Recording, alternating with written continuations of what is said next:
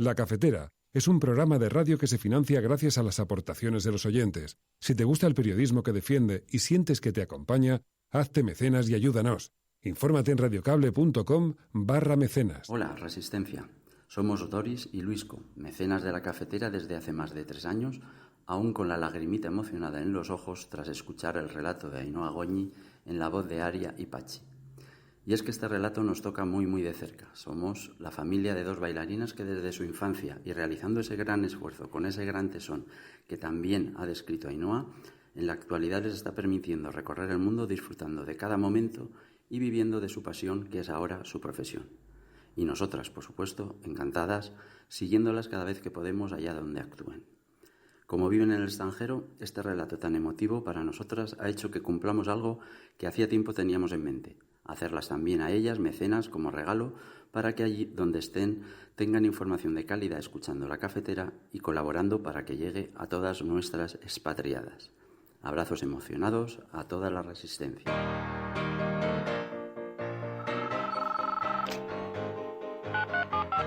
Son las 8:30 de la mañana.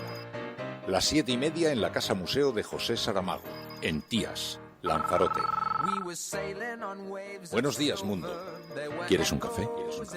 La Cafetera. Dirige Fernando Berlín. En el programa La Cafetera de Radio Cable. Una entrevista en Radio Cable. Durante 20 minutos en Radio Cable y dice todo lo que van a escuchar. Mañana en La Cafetera de Radio Cable. Radio Cable, que ha conseguido una auténtica primicia, ha entrevistado esta mañana y ha conseguido situar esa entrevista y lo que le ha dicho en los titulares. Con María Navarro y Pilar de la Peña. Not only will we win this election, but together we will transform this country. So here's the deal. Let's get back up. That's why we'll probably end up with Crazy Bernie. He's crazy.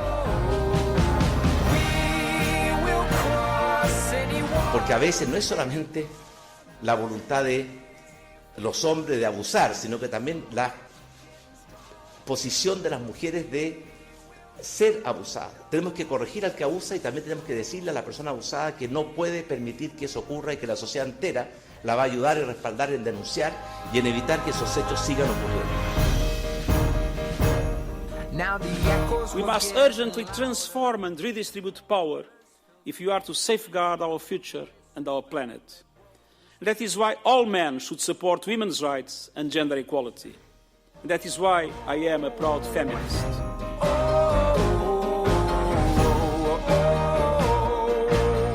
La modificación del Código Penal para que el consentimiento solo se entienda cuando haya efectivamente por parte de la mujer una afirmación, un sí que sea efectivamente un sí. Solo sí es sí, ha sido el lema con el que se ha presentado esta modificación del Código Penal. El Partido Popular tiene que ser la fuerza tranquila, la fuerza moderada. Y hay gente que ha votado a Vox que dice, bueno, ¿yo por qué voy a votar a Vox si encima no quieren la Unión Europea y soy agricultor y ponen en riesgo la PAC, o encima no quieren el Estado autonómico, que ahora es el único contrapeso contra Sánchez? Las medidas, si se pasa a otra fase o a otro escenario de evolución de la pandemia, tienen mucho que ver con restricciones relacionadas con agrupamientos de personas. Y el agrupamiento de persona puede ser cualquier persona de cualquier edad y cualquier tipo de agrupamiento. Podrán entender que plantear cierres de escuela, por ejemplo, tiene implicaciones sociales importantes porque los niños no se pueden quedar solos en casa. Entonces, todo esto hay que valorarlo con mucho cuidado, hay que hacerlo en el momento justo.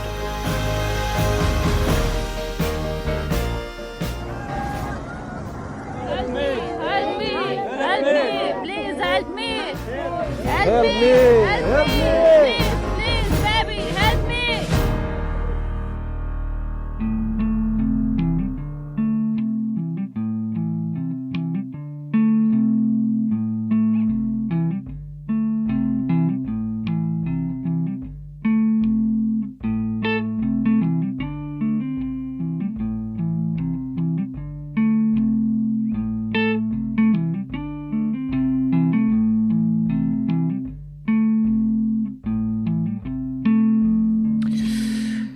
Buenos días, cafetera.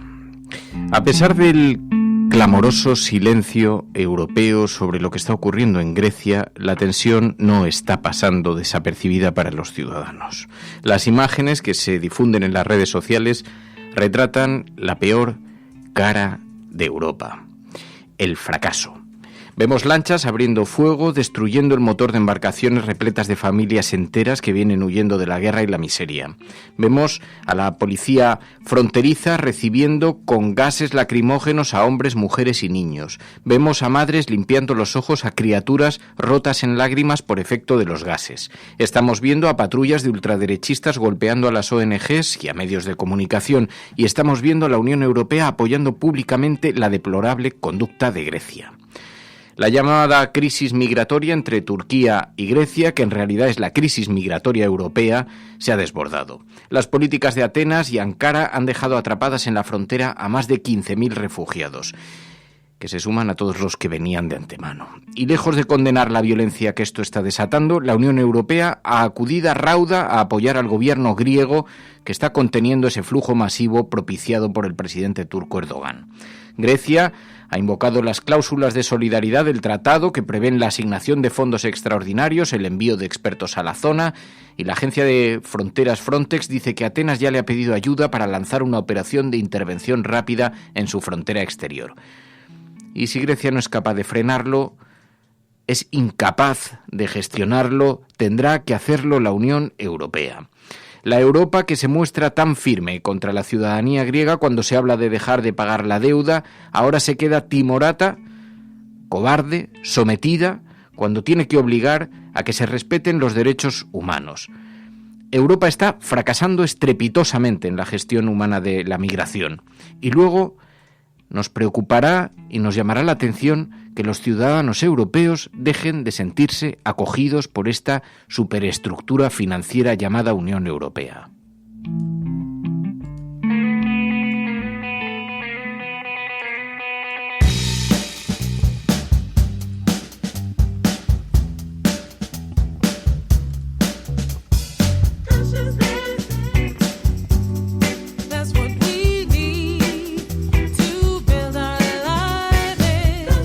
Hoy en la cafetera vamos a hablar con Ibai Arvide, que está en la región. Ayer estuvo en Moria. Algunas de los testimonios que está recogiendo allí son verdaderamente espeluznantes. Es la gran tragedia griega, el gran fracaso de la Unión Europea que se está mostrando precisamente en esta frontera. Almohadilla, la cafetera, tragedia griega. Almohadilla, la cafetera, tragedia griega.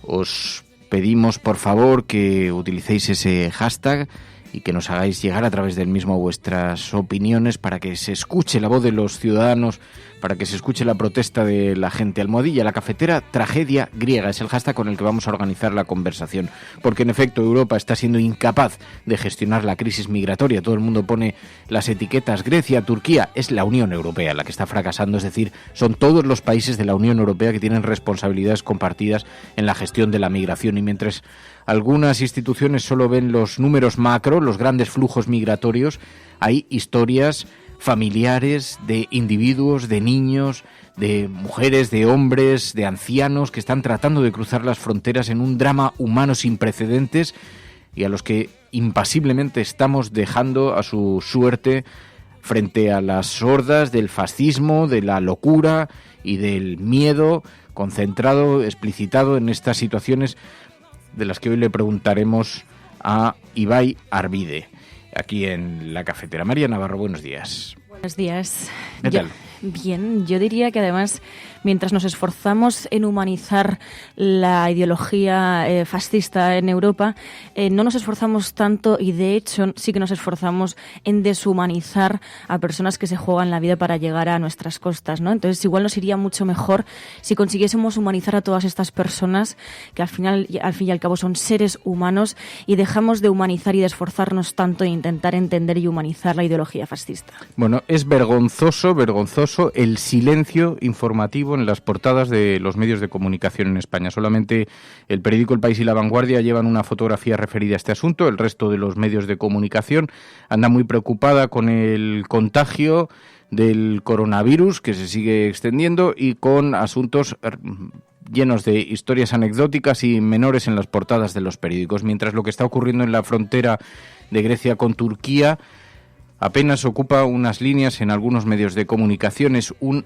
auténtico escándalo lo que está ocurriendo con miles de personas, miles de familias, entre los que hay, como decíamos, mujeres, niños, familias completas, ancianos, en fin. Bueno, luego vamos a hablar con Ibai Arvide y le vamos a pedir que nos fotografíe, que nos muestre un poco esa realidad para que tomemos conciencia de lo que está ocurriendo y podamos ser más exigentes con nuestras propias instituciones y con nuestros propios gobiernos. Pero las imágenes las habéis visto, las imágenes están circulando por las redes sociales, vuelan por las redes sociales. Aquellas personas que escucháis el debate, que escucháis el programa y estáis muy conectados a las redes sociales lo habéis visto, pero desgraciadamente hay miles de personas a las que se les está hurtando lo que está sucediendo en el corazón de Europa, y se les está hurtando porque los medios de comunicación no lo están contando, entre otras cosas porque, bueno, están haciendo oídos sordos a este clamor de las propias organizaciones no gubernamentales que trabajan sobre el terreno.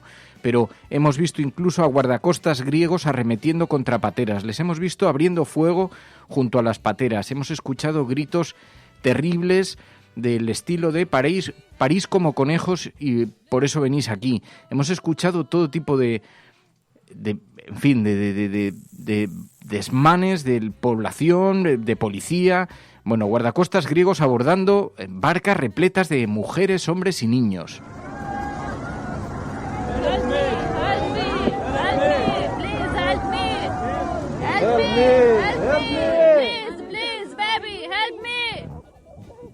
Baby, con un bebé en los brazos, pidiendo ayuda, y los guardacostas impasibles, mirando para otro lado, tratando de evitar que lleguen las barcas a puerto y empujándolas mar adentro. En fin, una auténtica vergüenza, un escándalo que retrata lo peor de la Unión Europea. La Europa de los derechos humanos, de la democracia, de la libertad, la que tanto presume de solidaridad, de derechos sociales. Y dice Juan Garrido, luego nos haremos los sorprendidos cuando la gente diga que no se siente implicada en este proyecto y que prefiere marcharse de la Unión Europea como ha hecho el Reino Unido. Muy buenos días, cafetera. Estás escuchando La Cafetera y si lo estás haciendo, eres la Resistencia y no estás sola.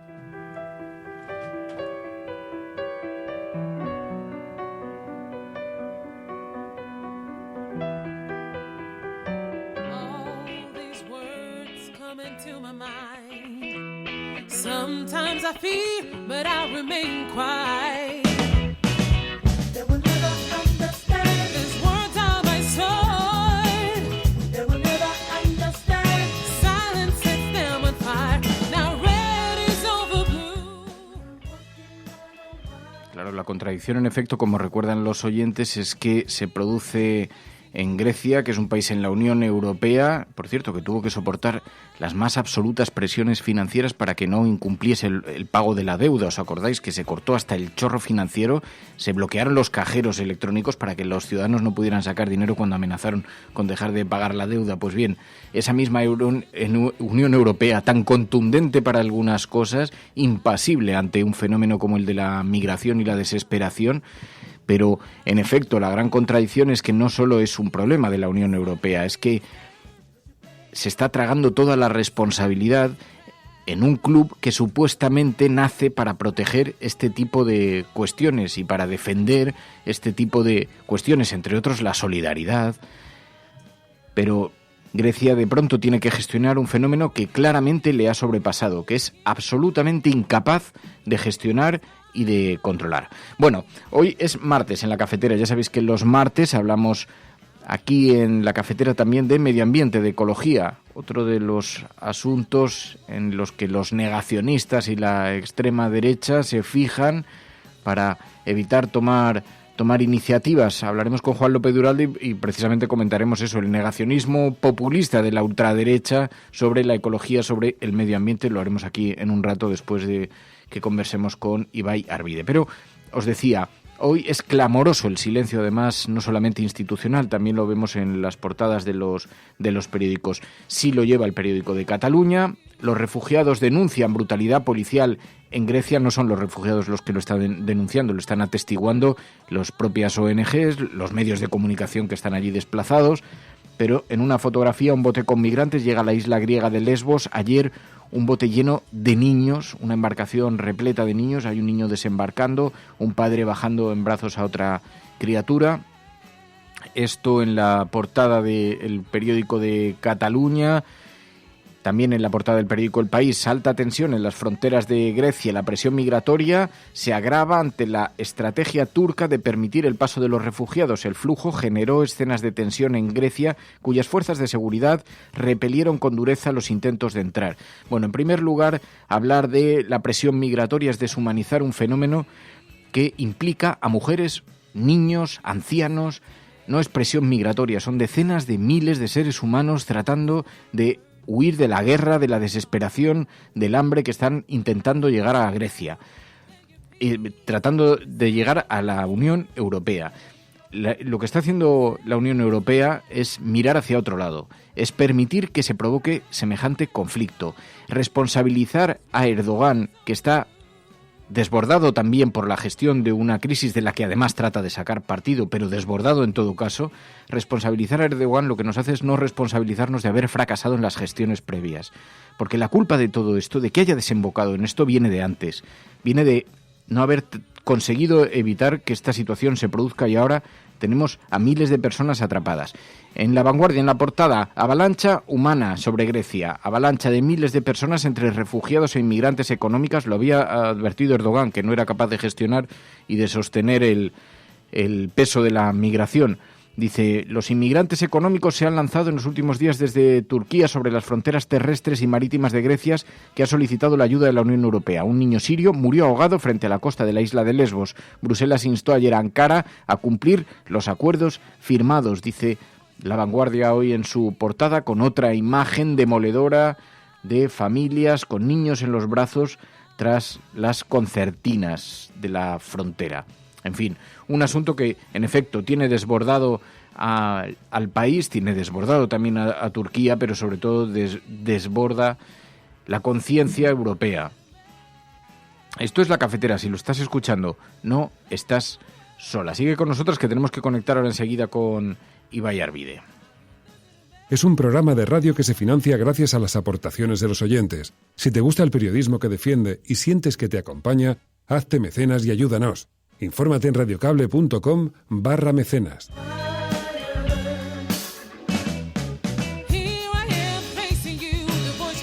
Bueno, vamos a hablar de eso a continuación, pero os pedimos en todo caso que utilicéis ese hashtag #La Cafetera, tragedia griega, porque, bueno, como dice aquí en Roble Frondoso, tampoco es algo que nos sorprenda, porque la incapacidad para la gestión, pero sobre todo la mirada, la impasividad, también la hemos conocido aquí en España. Lo de Grecia atacando migrantes lo hemos visto en el Carajal.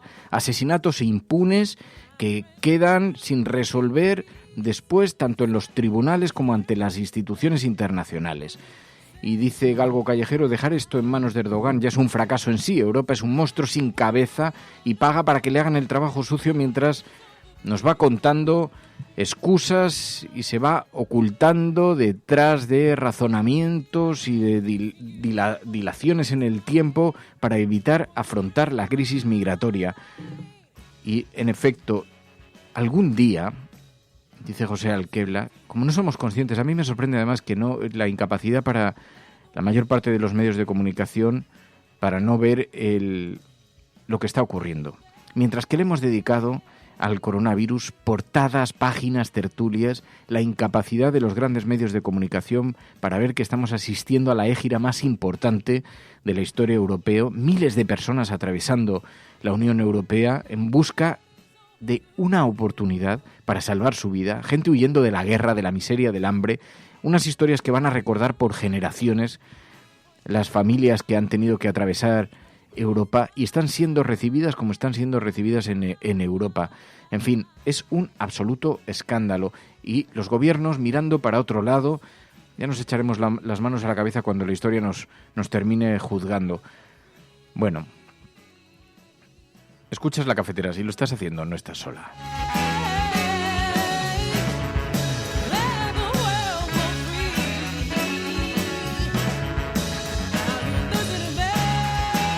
Las imágenes a las que estamos asistiendo, las que están volando por las redes sociales, por claro, se están viralizando en el debate que se da en las redes sociales, pero no lo veréis en los grandes medios de comunicación, de manera que difícilmente penetrará en otros lugares de la sociedad, pero resulta bochornoso que nos estén llegando las imágenes por cuentagotas exclusivamente a través de estas plataformas. Algunas imágenes, los ataques racistas que estamos viendo, los grupos de encapuchados fascistas por las calles de Grecia buscando inmigrantes, buscando ONGs, buscando medios de comunicación, en fin, es una cosa absolutamente desbordada, es un asunto completamente desbordado. Bueno, vamos a hablar de eso ahora enseguida con Ibai Arvide, pero antes, si os parece, vamos a resolver las portadas de los periódicos, porque, bueno, están repartidos diferentes asuntos. El coronavirus vuelve otra vez a las portadas, un día más. Sanidad estudia limitar actos públicos en los focos del virus. Dicen que los hospitales vascos han aislado a la plantilla.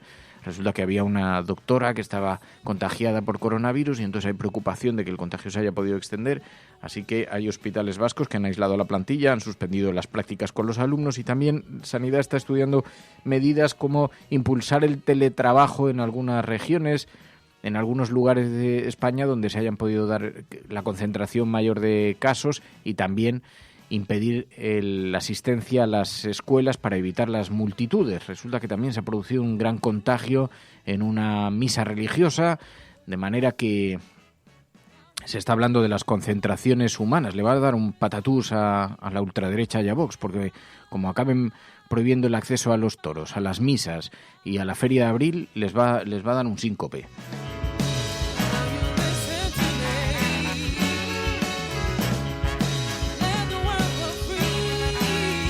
Pero bueno, las concentraciones humanas, esto ha llevado, cuidado que las cuestiones sobre las que se está hablando son bien serias. Hemos visto también cómo en Italia también se ha pedido que se desconvoque la manifestación que estaba prevista para el 8M. Italia cancela la huelga feminista convocada para el 9 de marzo por el coronavirus. El movimiento feminista, varios sindicatos han denunciado que la Comisión de Garantías que vela por el derecho a la huelga ha obligado a la suspensión del paro convocado con motivo del Día Internacional de la Mujer, pero dicen que la decisión responde a la emergencia sanitaria ligada a la propagación del coronavirus. No entendemos cómo el paro, la huelga, puede ser la manifestación, pero la huelga no entendemos cómo puede afectar al coronavirus. Más bien parece que lo que evitaría sería precisamente que la gente se acercase a los centros de trabajo. Pero bueno, después de esta decisión,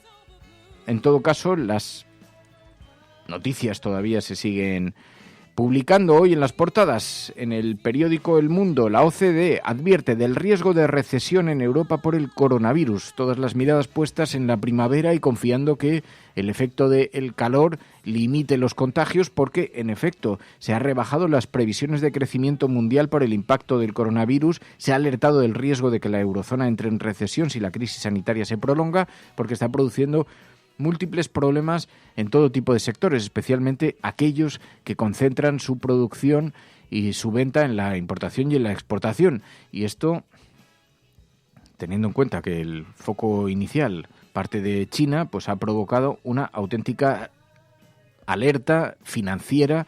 La OCDE augura una caída entre el 0,5 y un 1,5 del PIB este año, dice el periódico La Razón, alerta de la recesión en la zona euro si no se frena el coronavirus, y colegios cerrados y teletrabajo en Torrejón y País Vasco. De momento son sugerencias, de momento no está ocurriendo, pero 2 iglesias evangélicas de Madrid, focos del virus. Para La Razón es muy importante que sean evangélicas. Lo cierto es que era una misa, una concentración de seres humanos que estaban juntos en un espacio y que parecen haber sufrido el contagio del coronavirus. Esto hoy en las portadas de los periódicos también.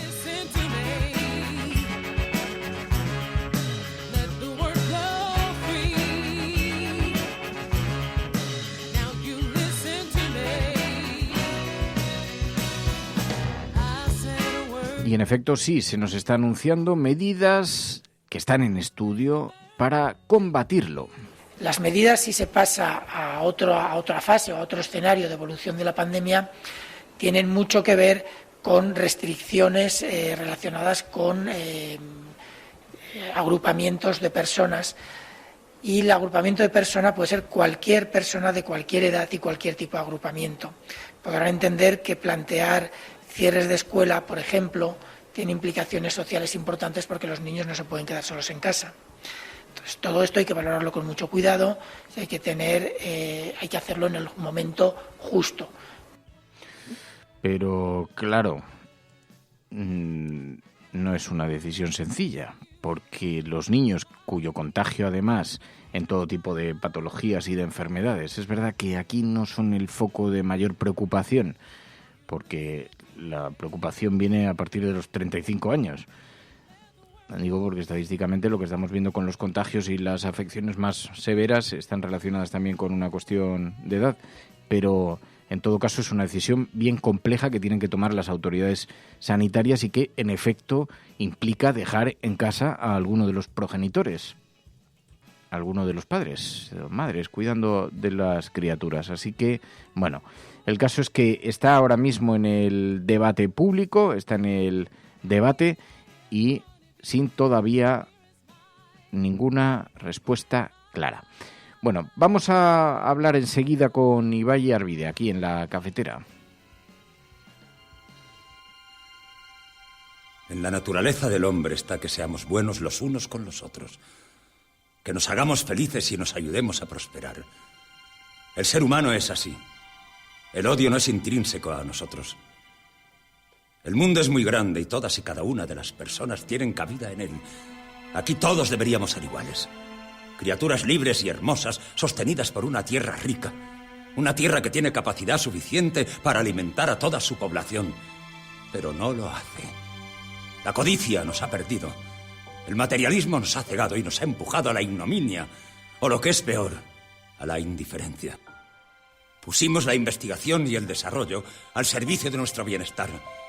Pero nos equivocamos en la manera de hacerlo. Cuanto más tuvimos, más quisimos, relegando al olvido a la parte más importante de nosotros, nuestra humanidad. Más que riqueza necesitamos sentimientos, más que progreso, solidaridad y amor. Si nos olvidamos de lo que somos, el futuro estará perdido. Vosotros tenéis el poder para cambiar las cosas. Vosotros tenéis el poder para acabar con un sistema que ahoga, exprime, desespera y mata. A los que me estéis escuchando os lo digo.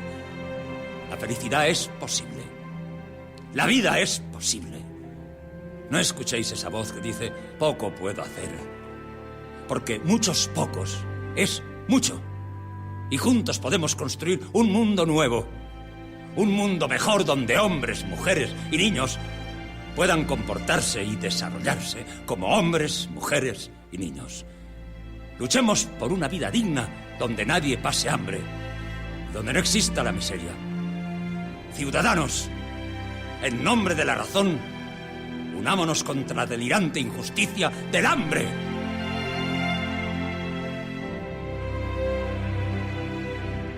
$10.000 niños mueren al día por desnutrición aguda. Hoy el hambre es la gran dictadura, pero juntos podemos derrocarla. Entra en ladictaduradelhambre.org.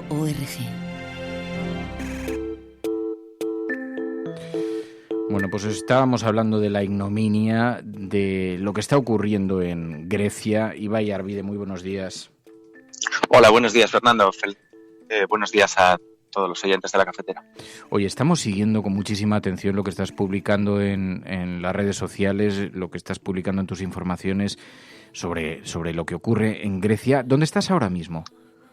Ahora mismo estoy en la isla de Lesbos, concretamente estoy en Mitilini, que es la capital, y vamos a salir dentro de poco hacia Moria, que es el campo de refugiados, iba a decir el más grande de Grecia, en realidad el más grande de Europa.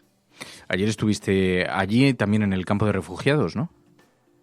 Sí, ayer la policía estaba impidiendo el acceso a los periodistas porque había una protesta que fue además duramente reprimida por parte de la policía. La policía, luego explicaremos un poco el contexto, pero hace semanas que se está enfrentando a protestas tanto de los vecinos, es decir, de los habitantes locales de la isla, como de los refugiados.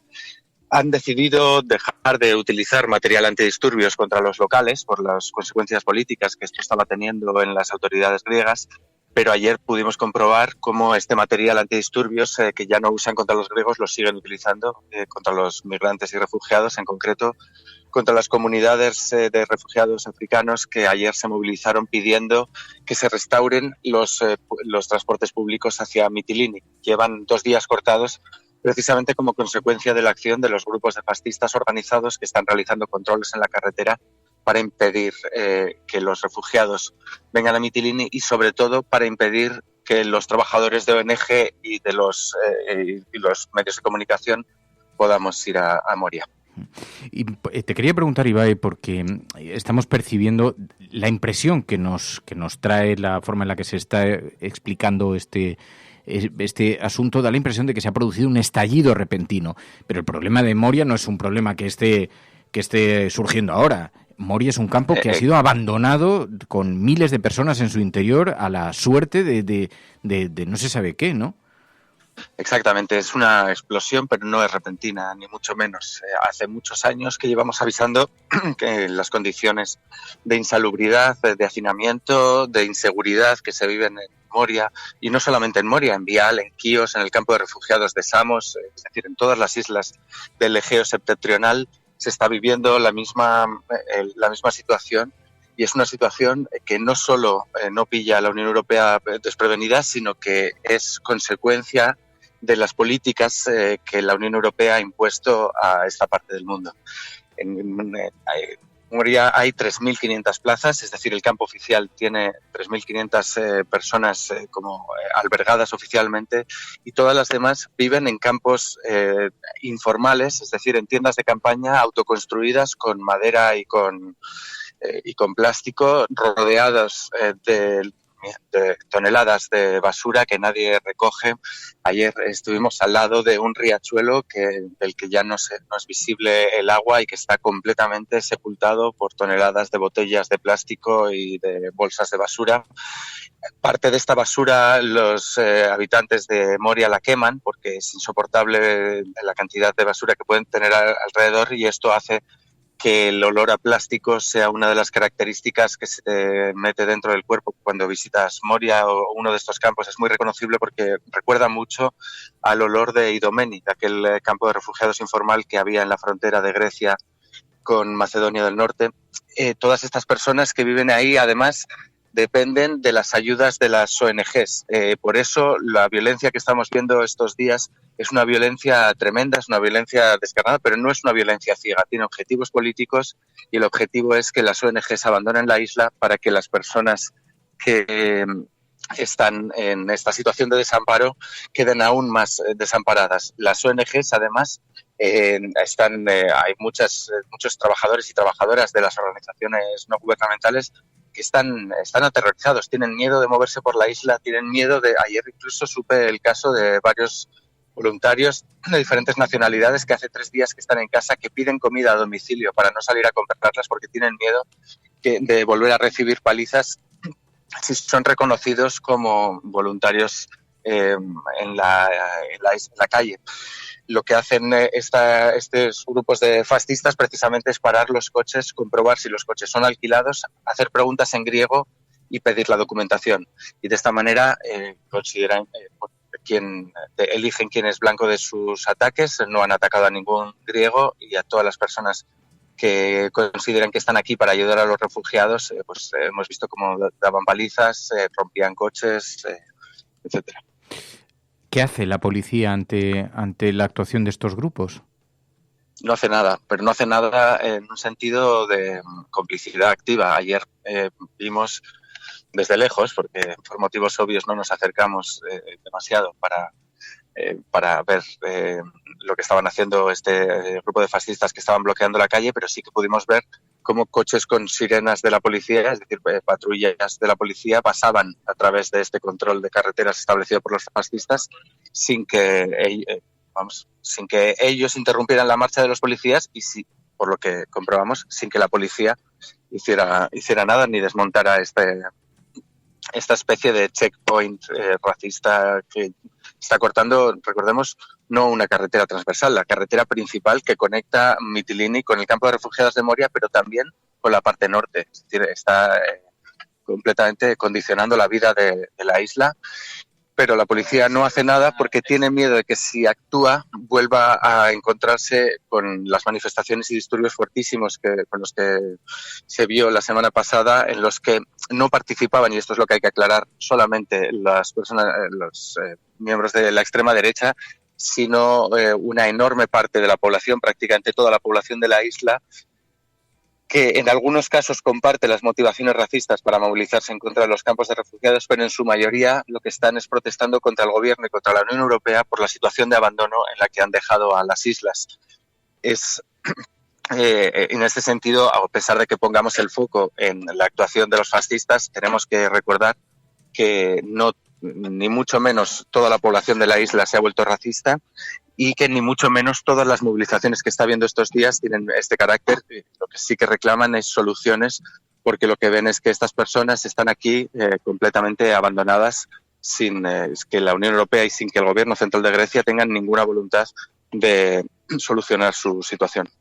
El descontrol ha provocado un estallido, el descontrol institucional de la situación ha provocado un estallido que se manifiesta en diferentes formas, que se manifiesta con la irrupción de estos grupos de fascistas operando por las calles con absoluta complacencia y permisividad, también de ciudadanos que están pidiendo atención, pero veo algunas muestras de solidaridad que también tú con frecuencia cuentas, ¿no?, y describes. Sí, Grecia sigue siendo un país donde una de las palabras más utilizadas y que mejor define el carácter del pueblo griego es filoxenía, que en el sentido estricto, etimológicamente, es lo contrario de xenofobia. Es decir, si xenofobia es rechazo al extranjero, filoxenía es acogida o estima por el de fuera, ¿no? Y sigue siendo... No es solamente retórico, sigue siendo muy evidente que tanto en Lesbos como en todo Grecia hay muchísimas personas que se están volcando desde hace literalmente años en la ayuda a los refugiados. Y estas mismas personas, es decir, también militantes antifascistas, también voluntarios locales, también gente de ideología de izquierdas y antirracista, se está movilizando precisamente contra la construcción, por un lado, de los nuevos campos que quiere construir el gobierno griego, que no son campos de refugiados como los actuales, sino campos de detención para acelerar las deportaciones, y también contra el abandono tanto de las islas como de las personas refugiadas que están en ellas. Y mientras esto pasa en las calles, lo preocupante es que en los despachos se están dando pasos en dirección absolutamente contraria. Recordemos que hace 2 días el primer ministro de Grecia nada más y nada menos que ha suspendido la Convención de Ginebra. Es decir, ha dicho que no aceptará ninguna solicitud de asilo en el próximo mes, contraviniendo la legalidad internacional, el derecho humanitario y el sentido común. La propia ACNUR, es decir, la Agencia de las Naciones Unidas para los Refugiados, que no suele hacer comunicados de carácter político en respecto a los gobiernos, ha hecho un comunicado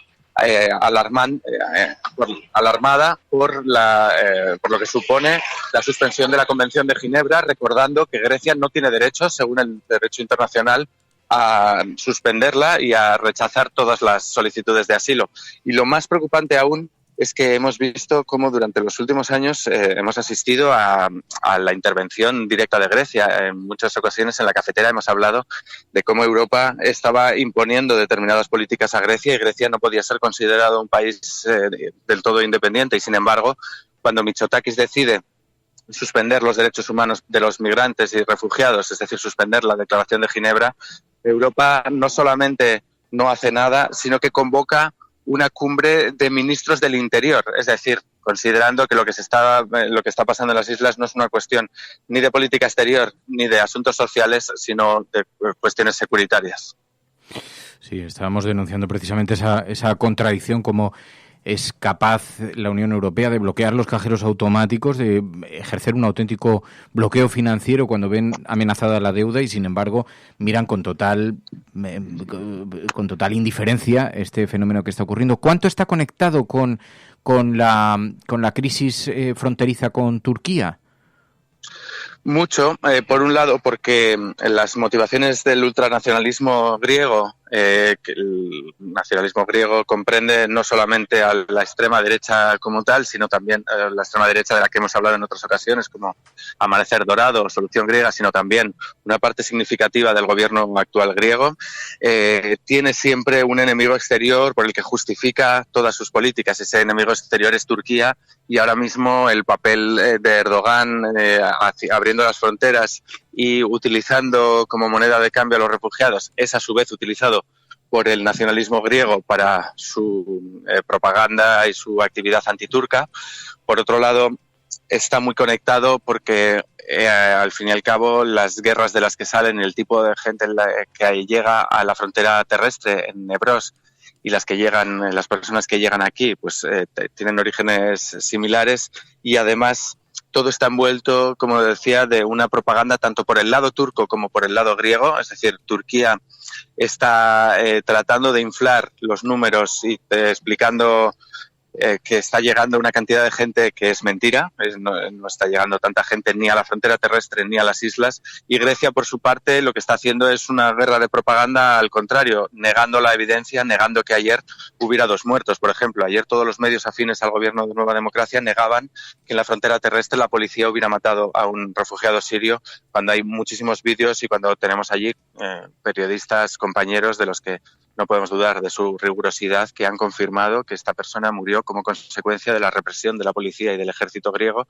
y un niño que murió aquí también llegando a Mitilini, llegando a Lesbos, cuando la patrullera de la guardia costera, de los guardacostas griegos, acosaba la embarcación y trataba de devolverla a Turquía. No es la del famoso vídeo, el vídeo que se ha hecho tan viral desde ayer, en la que vemos a los guardacostas acosar y disparar incluso al agua a una embarcación, sino a otra embarcación de la que no hay vídeo y que lamentablemente dio como consecuencia que 2 niños se cayeran al agua. Estos 2 niños fueron trasladados al hospital y uno de ellos murió. Es uno de los pensamientos recurrentes que tengo ayer, probablemente porque me cambia también la perspectiva desde que soy padre, y yo llevo cubriendo este tema, como sabes tú, porque hemos hablado muchas veces, muchos años, pero desde hace 2 años y pico, desde que soy padre, lo cierto es que la situación de los niños y niñas refugiados y la peligrosidad del viaje es algo que me obsesiona.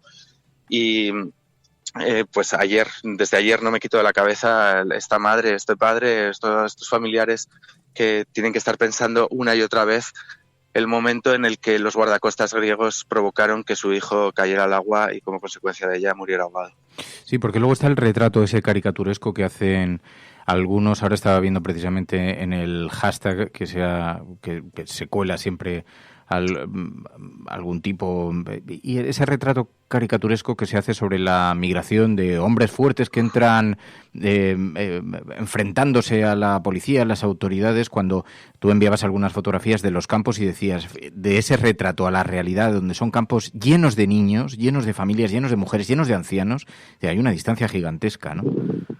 Sí, ayer Alex King, que es el presentador del reportaje que estamos haciendo para Redfish Media, me decía, uno de los argumentos recurrentes, ¿no?, de los racistas es decir que solo llegan hombres y por eso es equiparable, este movimiento de población es equiparable a una invasión. Lo cierto es que en cualquier campo de refugiados y especialmente en Moria, lo que más llama la atención es la cantidad de niños y de niñas que hay, la cantidad de mujeres que en su mayoría asumen, como sabemos, las tareas de cuidado de los bebés. Lo que pasa es que en los momentos en los que la policía lanza gas en una frontera, evidentemente, por muchas razones que son obvias para cualquiera que quiera analizar el fenómeno, pues son los hombres, y los hombres jóvenes, los hombres capaces, los hombres fuertes. Es decir, podríamos con este mismo argumento pensar que no viene gente herida de la guerra. Pues evidentemente quien no puede andar no es quien estará en la primera línea de una manifestación mientras se están lanzando lacrimógenos o botes de humo contra los manifestantes. Evidentemente que son los hombres los que van en primera línea cuando suceden este tipo de actuaciones policiales, pero cuando hay normalidad, cuando es en el día a día, lo que más llama la atención precisamente es esta cantidad de niños. Ayer Mariangela Panone, que es otra compañera periodista que sabe mucho, que conoce muy bien Moria, decía que 1/3 de la población de Moria son niños y niñas, y evidentemente ella es una enorme profesional, no lo digo en el sentido de corregirla, sino que esto cambia cada día y ahora ya es más de un tercio la población de Moria, que son niños y niñas. Casi llega a un 40% la cantidad de personas que tienen menos de 16 años en Moria. Personas, recordemos, niños y niñas que no están escolarizados, que están perdiendo unos años vitales para la formación de cualquier personalidad, de cualquier persona, que están viviendo literalmente rodeadas de basura, que están jugando en el barro, que están creciendo sin duchas, sin agua corriente, en sus casas sin electricidad. No sé, yo tengo la sensación de que por mucho que lo repitamos, nada cambia. Llevamos explicando esta misma situación años y ayer hablaba con una amiga que es trabajadora de una ONG, de una organización que se dedica a la emergencia humanitaria, sobre todo ella, especialista en África y también ha estado en Latinoamérica, y me decía, con las fotos que le estaba enviando yo desde Moria, me decía, no es lo peor que he visto, pero es exactamente igual que lo peor que he visto. Y estamos hablando de un campo de refugiados que está en territorio europeo, que está dentro de la Unión Europea y que está recibiendo en proporción, en comparación con el resto de campos de refugiados del mundo, una cantidad enorme de recursos económicos y humanos. Es insoportable que, estando destinando tanto dinero a esta cuestión, lo que los gobiernos estén decidiendo sea reforzar fronteras en vez de mejorar las condiciones de vida de estas personas. Ibai Arvide, de verdad es imprescindible tu trabajo en estos días. Eres los ojos de una sociedad que está mirando para otro lado. Te agradecemos muchísimo de corazón, como siempre, que hayas atendido esta llamada. Ibai, mucha suerte, un abrazo muy fuerte. Un abrazo, muchas gracias.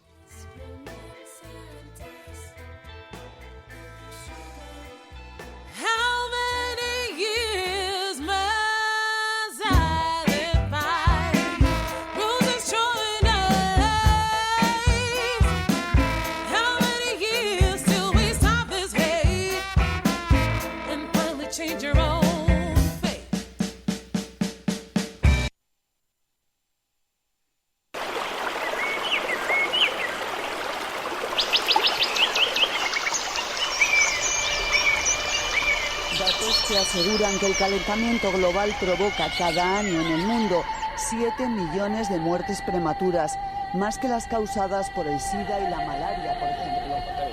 Han ido a parar al río Guadiamar. Bueno, ya sabéis que además aquí los martes abrimos un paréntesis para hablar de ecología, de medio ambiente, precisamente una de las bases fundamentales con las que colisiona la batalla contra el fundamentalismo, contra el fanatismo, el fascismo.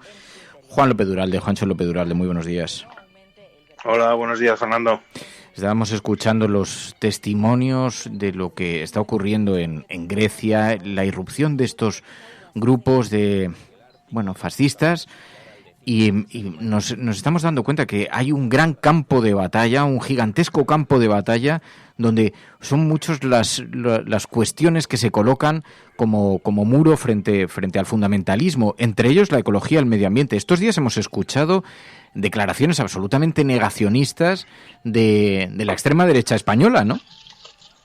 Sí, efectivamente, en esta lucha por el establecimiento de un marco sobre la realidad, la extrema derecha trabaja muy activamente, y hay que decirlo desgraciadamente con bastante efectividad, por establecer un marco diferente a lo que hay, ¿no? Un marco en gran parte inventado, fake, y eso tiene mucho que ver con muchas cuestiones que habéis abordado esta mañana, y desde luego tiene que ver también con la lucha ecologista, ¿no? Nos hemos encontrado, por ejemplo, este fin de semana con un vídeo de Vox, de Abascal, en el cual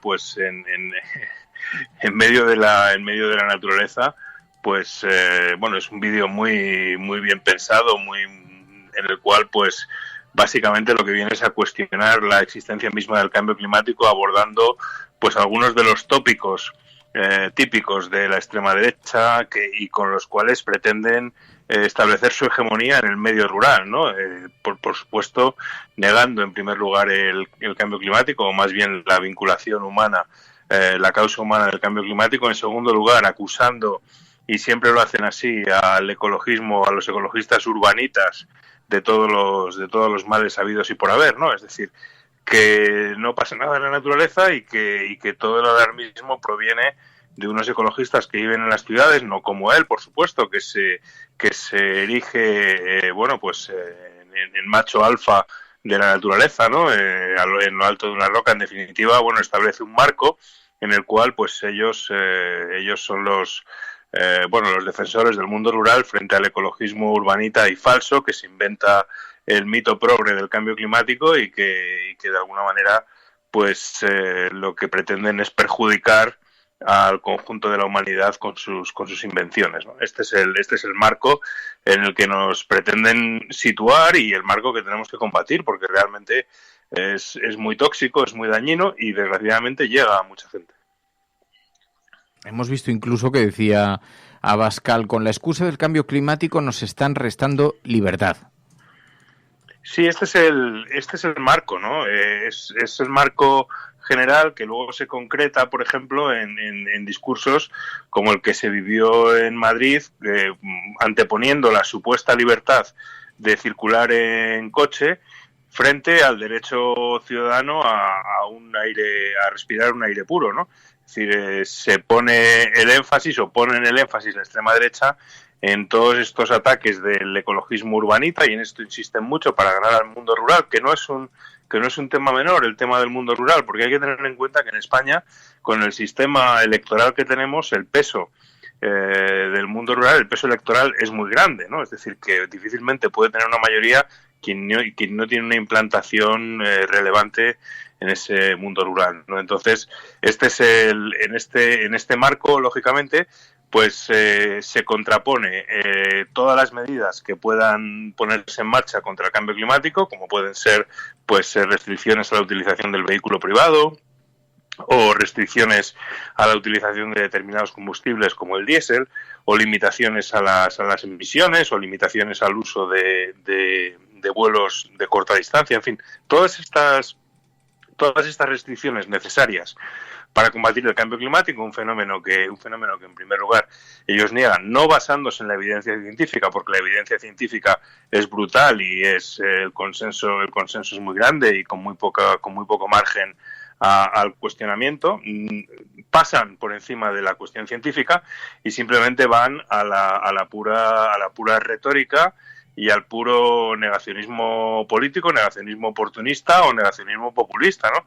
Es decir, no entrando en el debate científico, simplemente negando la mayor y poniéndolo, pues, calificativos como el consenso progre, que ponía una y otra vez Rocío Monasterio en sus tweets, que por cierto este fin de semana también nos ha regalado con otra joya vinculando el tema del coronavirus, ¿no? Como las imágenes de la NASA mostraban una reducción de la contaminación debido a la reducción de actividad en China por el coronavirus, y entonces ella hablaba de la nueva religión del clima, ¿no? Esta es otra de las descalificaciones que utilizan para promover ese marco, ¿no? Esto del cambio climático es una nueva religión instaurada por los ecologistas progres y, bueno, en definitiva, es un discurso que hay que combatir. Aquí hemos hablado muchas veces si es mejor ignorarlo o responder a él. Yo creo que es mejor responder porque, desgraciadamente, pues creo que hay que dar armas argumentativas a la gente, porque desgraciadamente si no,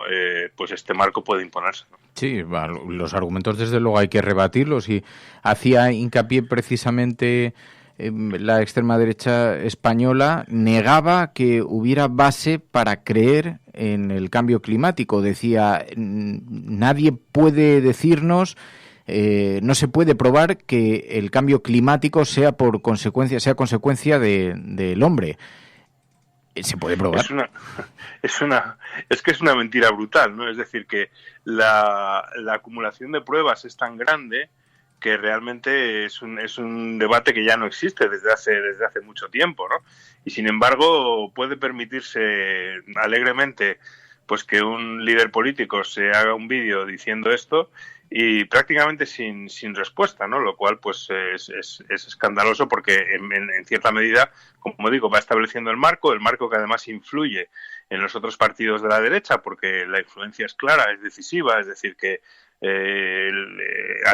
atraen a la otra derecha a este marco, y bueno, pues volvemos, nos hemos reído mucho con el primo de Rajoy y todas esas cosas, pero es que estamos en una situación, o vamos hacia atrás, a una situación mucho peor. Entonces, insisto en ello, ¿no? Este discurso hay que combatirlo con argumentos, poniendo sobre la mesa todas las pruebas que demuestran que el cambio climático está aquí, que estamos en una situación de emergencia climática y la necesidad de combatirlo y combatir también a aquellos que ponen este tipo de mentiras, porque no se puede decir de otra manera, intentan introducir estas mentiras para condicionar el debate político. Pues Juan López Duralde, Juancho, muchísimas gracias. Un abrazo. Gracias, Fernando. Un abrazo.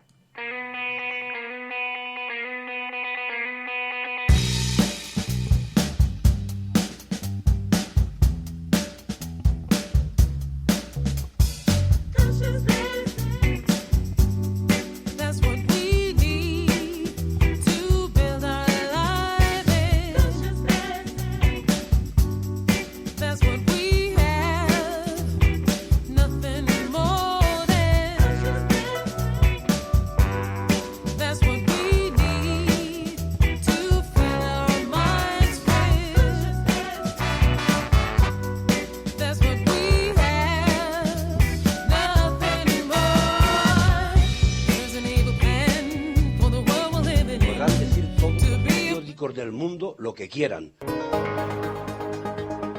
Secessionist parties in Catalonia have wasted no time following the reconvening. Vamos a esta hora con información de último minuto. A esta hora en España, el ex vicepresidente del gobierno. En España finaliza el recuento de votos en los comicios municipales y autonómicos con una participación del. En las últimas semanas hemos podido comprobar cómo los medios de comunicación internacionales. Imagínense cualquier lector de la prensa extranjera que descubre que al que se propone para el Banco Mundial. A Spanish nurse who helped treat 2 Ebola victims in Madrid has tested positive for the disease herself. Spain announced that a nurse is the latest to be diagnosed.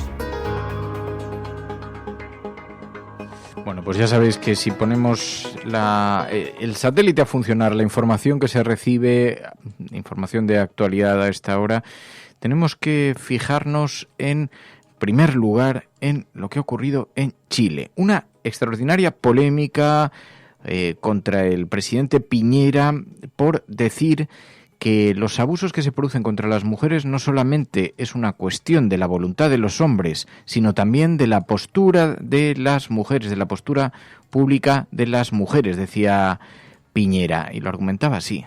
Gabriela dijo alguna vez, si hay algo que mi mamá, Carolina, me enseñó, es que nadie puede poner el dedo encima, ni la mano, ni nada. Yo sé lo que es el amor propio. Y eso reflejaba una actitud que es muy necesaria, porque a veces no es solamente la voluntad de los hombres de abusar, sino que también la posición de las mujeres de ser abusadas. Tenemos que corregir al que abusa y también tenemos que decirle a la persona abusada que no puede permitir que eso ocurra y que la sociedad entera la va a ayudar y respaldar en denunciar y en evitar que esos hechos sigan ocurriendo. Bueno, el presidente Piñera, que estaba promulgando una ley que amplía el feminicidio a todos los crímenes por motivos de género, pero él lo hizo con esas palabras. Y hay que recordar en todo caso que estaba hablando de Gabriela, la niña que fue, la mujer que fue asesinada. Así que, en fin, ha provocado una extraordinaria polémica, como podéis imaginaros. También hemos visto a Guterres, desde Naciones Unidas, llamando a todos los hombres a defender los derechos de la mujer con motivo del 8M. We must urgently transform and redistribute power if you are to safeguard our future and our planet. That is why all men should support women's rights and gender equality. That is why I am a proud feminist. Pero si seguimos recibiendo las imágenes de lo que está ocurriendo en nuestro pequeño mundo, nos tenemos que detener en Israel. Allí se han celebrado las elecciones. La victoria para Netanyahu. Pilar de la Peña, buenos días. Hola, buenos días. Sí, por sorpresa, realmente ha sorprendido porque no son solo unas elecciones normales, son las terceras elecciones que Israel celebra en menos de un año, porque tiene las dos anteriores, pues registraron un empate entre el partido de Benjamin Netanyahu y el de su rival Benny Gantz de centro izquierda, azul y negro, y realmente En este sentido, los sondeos indicaban que iba a volver a repetirse esta especie de empate técnico y de bloqueo en el que llevaba sumido Israel pues más de un año. Sin embargo, parece que en esta ocasión ha ganado Netanyahu, en lo que ha sorprendido tanto dentro como fuera de Israel. Se están buscando las claves. Todavía no está terminado el recuento del todo. Están todavía, porque han cambiado la forma de hacer el recuento, con lo cual todavía no se tienen los resultados definitivos. Se conocerán probablemente esta tarde. Pero vamos, parece incuestionable que el partido de Netanyahu ha ganado con además cierta distancia. Se habla de 4 o 5 puntos de diferencia y sobre todo se queda a 2 o 3 escaños en función de cómo quede el recuento definitivo de la mayoría absoluta y de poder formar gobierno, a pesar de que llevábamos un año. Seguro que la Resistencia, ¿se acuerdan? Hemos comentado que se le daba por muerto. Entre otras cosas, tiene pendiente un juicio por corrupción, por varias acusaciones de corrupción. Parecía incapaz, es decir, el resto de fuerzas políticas se han negado hasta ahora a pactar con él para intentar formar gobierno. Sigue siendo una figura que polariza muchísimo tanto en Israel como fuera de ahí, pero la mayoría de la sociedad israelí pues le ha vuelto a dar un respaldo en las urnas, que ya os digo ha sorprendido también bastante, porque las encuestas indicaban que los bloques estaban divididos. Sobre por qué ha sucedido esto, pues se resaltan 2 o 3 cosas, ¿no? 2 o 3 claves. Una de ellas es que a pesar de que eran las terceras elecciones en un año, la participación no bajó, y a pesar de que se especulaba con que el miedo al coronavirus también pudiera hacer que menos gente fuera a votar, esto no ha sido así. Incluso ha subido con respecto a las 2 elecciones anteriores, no mucho, pero bueno, un 1% del 70% que habían registrado las últimas al 71%, y sobre todo se destaca que ha habido una gran afluencia de votantes árabes y palestinos, que a lo mejor hasta ahora se habían quedado en casa, y que de hecho han convertido a la lista árabe y la lista pro-palestina en la tercera fuerza en el Parlamento. Esto, pues algunos analistas creen que esta fuerte presencia de los votantes árabes en Israel, pues ha podido rebajar un poquito el apoyo al partido de centro-izquierda, más centro que izquierda realmente, porque el laborismo israelí, que durante años pues estuvo incluso en el gobierno, está realmente de capa caída, y me parece que no ha llegado ni a 4 o 5 escaños. Pero digamos el partido de Benny Gantz, que es centrista, algunos hablan de centro izquierda, pero realmente es más centrista que otras cosas, pues es el que ha acaparado, el que ejercía oposición, incluso llegó a ganar los últimos comicios por muy poquito. Ahora queda por ver qué va a pasar, ¿no? Si finalmente Benjamin Netanyahu es capaz de formar gobierno, porque ya os digo que le siguen faltando algunos diputados para lograr la mayoría. Y en este caso, además, recordaréis que hace poquito hablábamos de ese acuerdo de paz para Israel que había conseguido firmar con Donald Trump. En este sentido, no es descartable tampoco la influencia que esto haya podido tener, tanto para movilizar a votantes árabes como para, a lo mejor, reforzar el apoyo a Netanyahu, porque se especula que también, o se comenta que también ha habido mucha presencia de colonos y de votantes ultraortodoxos que han mostrado su apoyo a Netanyahu. Y hay que recordar que en ese plan de paz pues se planteaba la anexión de Cisjordania. En fin, que vuelve a estar el hecho de que Netanyahu pueda volver a ser el presidente de Israel, pues abre un abanico de posibilidades en Oriente Medio que bueno, parecía que podría ir por otro camino. Sin embargo, pues en este sentido se abre otro foco quizá de inestabilidad o de preocupación por lo que pueda suceder a partir de ahora. La mirada puesta, claro, en las consecuencias que pueda tener esto para la estabilidad de la región, para la pacificación de la región. Es porque además quiero recordar que el acuerdo de paz el que había llegado con Donald Trump, este gran acuerdo histórico según tanto Netanyahu como Trump, pues contó con un fuerte rechazo por parte de países árabes, por supuesto de los palestinos, y bueno, podría volver a encender un poco los ánimos en las zonas. Por eso también es importante esta victoria de Netanyahu en las elecciones. Y además está el escenario electoral en Estados Unidos, y con ese vínculo, esas alianzas, vemos también la batalla de los demócratas en las últimas horas ya frente al supermartes, y hemos visto importantes movimientos. Sí, lo comentábamos ayer, que prácticamente llegó, casi nos enteramos durante el programa, que Pete Buttigieg, este candidato que había sido la sorpresa en las primeras primarias demócratas, sobre todo en Iowa, donde ganó incluso a Bernie Sanders, se retiraba. Ayer hablábamos de que era posible que en las últimas horas hubiera más retiradas, y en este caso ha sido así. Amy Klobuchar, que era una candidata moderada demócrata que también se presentaba, ha anunciado su retirada, con lo cual se reduce mucho el abanico de aspirantes a la carrera, y se perfila un poquito como una carrera entre dos. La mayor parte de los medios estadounidenses destacan que tanto Buttigieg como Amy Klobuchar han dado su apoyo a Joe Biden en un intento de centrar, digamos, la oposición o, digamos, la rivalidad y la carrera entre dos fuerzas, que sería uno Bernie Sanders y otro Joe Biden, que serían los dos grandes aspirantes. Y bueno, en este sentido intentan concentrar el voto moderado en el ex vicepresidente de Obama. De todas formas, estas primarias, ya lo hemos comentado, y en concreto este supermartes, en el que es muy importante porque votan, entre otros, California y Texas, además de en total 14 estados, van a otorgar muchísimos delegados. California y Texas son los dos estados más poblados de Estados Unidos y los que más delegados otorgan, con lo cual quien gane en estos estados pues va a tener, o como con el refuerzo de esos delegados, pues va a tener bastante camino hecho. No es definitivo, también hay que recordarlo, y vamos a ver qué sucede, porque en estas primarias, también lo hemos comentado, entra por primera vez en liza Michael Bloomberg, el multimillonario, que bueno, vamos a ver un poco qué efecto puede tener, qué apoyo. Se mantiene Elizabeth Warren, la candidata de izquierdas, pero se ha reducido bastante la lista de candidatos, con lo cual se puede empezar a ver más claro quién puede ser el aspirante, aunque ya os digo que también puede quedar perfilada la cosa como un duelo entre Joe Biden y Bernie Sanders, que hay que recordar que Bernie Sanders sigue siendo el favorito y sigue siendo el que lidera las encuestas, y este supermartes pues puede tener un refrendo o que se mantenga la cosa un poco más igualada. Vamos a ver, van a ser interesantes estas primarias, y realmente está el foco de todos los medios en Estados Unidos y medio planeta las tiene puestas ahí también la mirada. Y los que se retiran, además, que han dado su apoyo a Biden. Bueno, lo que sí que hemos visto son las críticas de Donald Trump. Se burlaba de los candidatos demócratas, se hablaba de el loco Bernie. That's why we'll probably end up with crazy Bernie. Crazy. He's crazy. We got some beauties. We got Sleepy Joe, we got Crazy Bernie, we got Mini Mike, but I think he's out of it.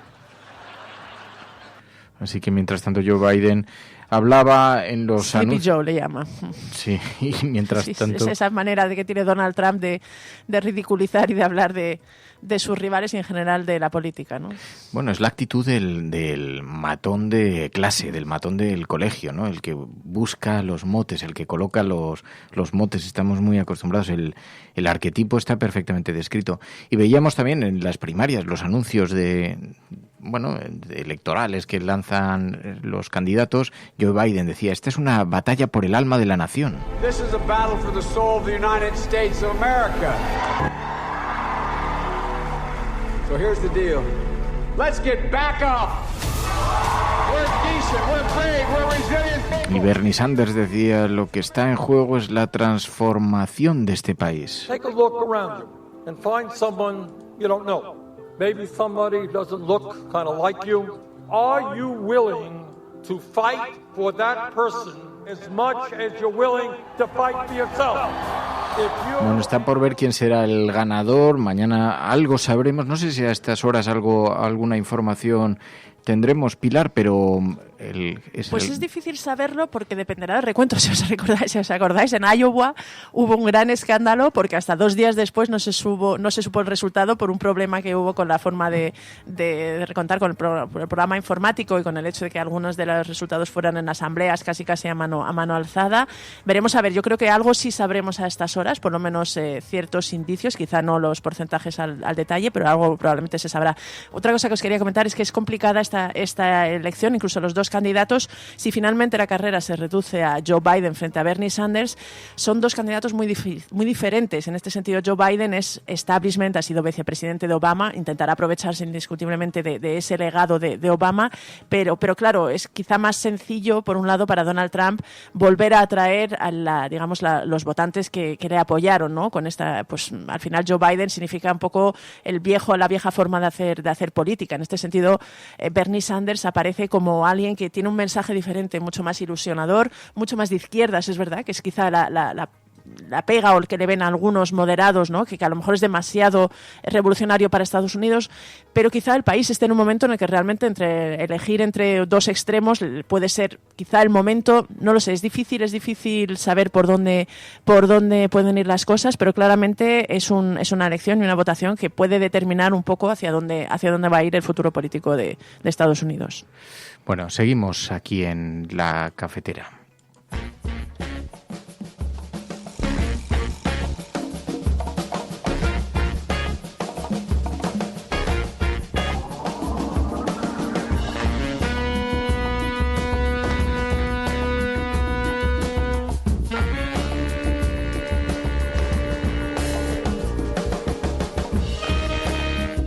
Pues siempre observando y siempre crítico, siempre también valiente. Javier Gallego, muy buenos días. Muy buenos días, ¿cómo estamos? Te estaba leyendo precisamente con el virus que recorre Europa, el virus de la insolidaridad. Bueno, es que estamos absolutamente escandalizados con lo que está ocurriendo en Grecia y la forma en la que la Unión Europea, como siempre, mirando para otro lado, Javier. Bueno, respaldando, ni siquiera mirando para otro lado, mirando de frente a lo que está sucediendo en Grecia, a la intolerable violencia que están sufriendo con gases, palos, incluso disparos al agua por parte de las fuerzas de seguridad griegas, y asumiendo que esa es ahora mismo la respuesta de la Unión, y echando los balones fuera, o echándole todos los balones a Erdogan y a Turquía, que no es que no tengan, evidentemente, influencia ni responsabilidad de lo que está sucediendo, pero no únicamente.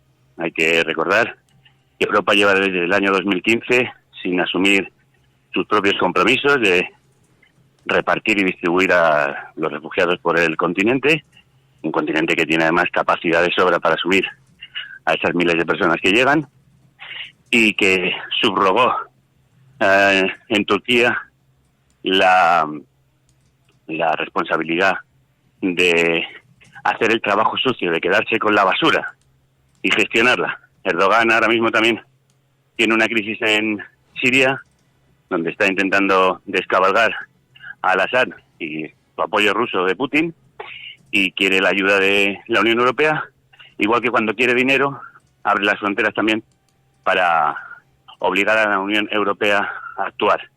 Estamos viendo desde hace ya años que Europa, la verdad es que en una dejación de funciones lamentable, olvida sus propios compromisos y sus derechos y valores fundamentales, que son los de la solidaridad, la acogida y el apoyo a los más vulnerables. Grecia... Esto me ha gustado porque escribías algo que es de perogrullo. Claro, la Unión Europea se está escudando en el chantaje de Erdogan, precisamente para solicitar recursos y dinero, etcétera, etcétera, para sus propias guerras. La cuestión es por qué la Unión Europea delegó en manos de Erdogan, que ahora le está chantajeando o no, pero por qué delegó en manos de Erdogan el incumplimiento de la ley, de los derechos, del derecho internacional, de los derechos humanos. Todo fue delegado allí y ahora, claro, tienen las consecuencias encima.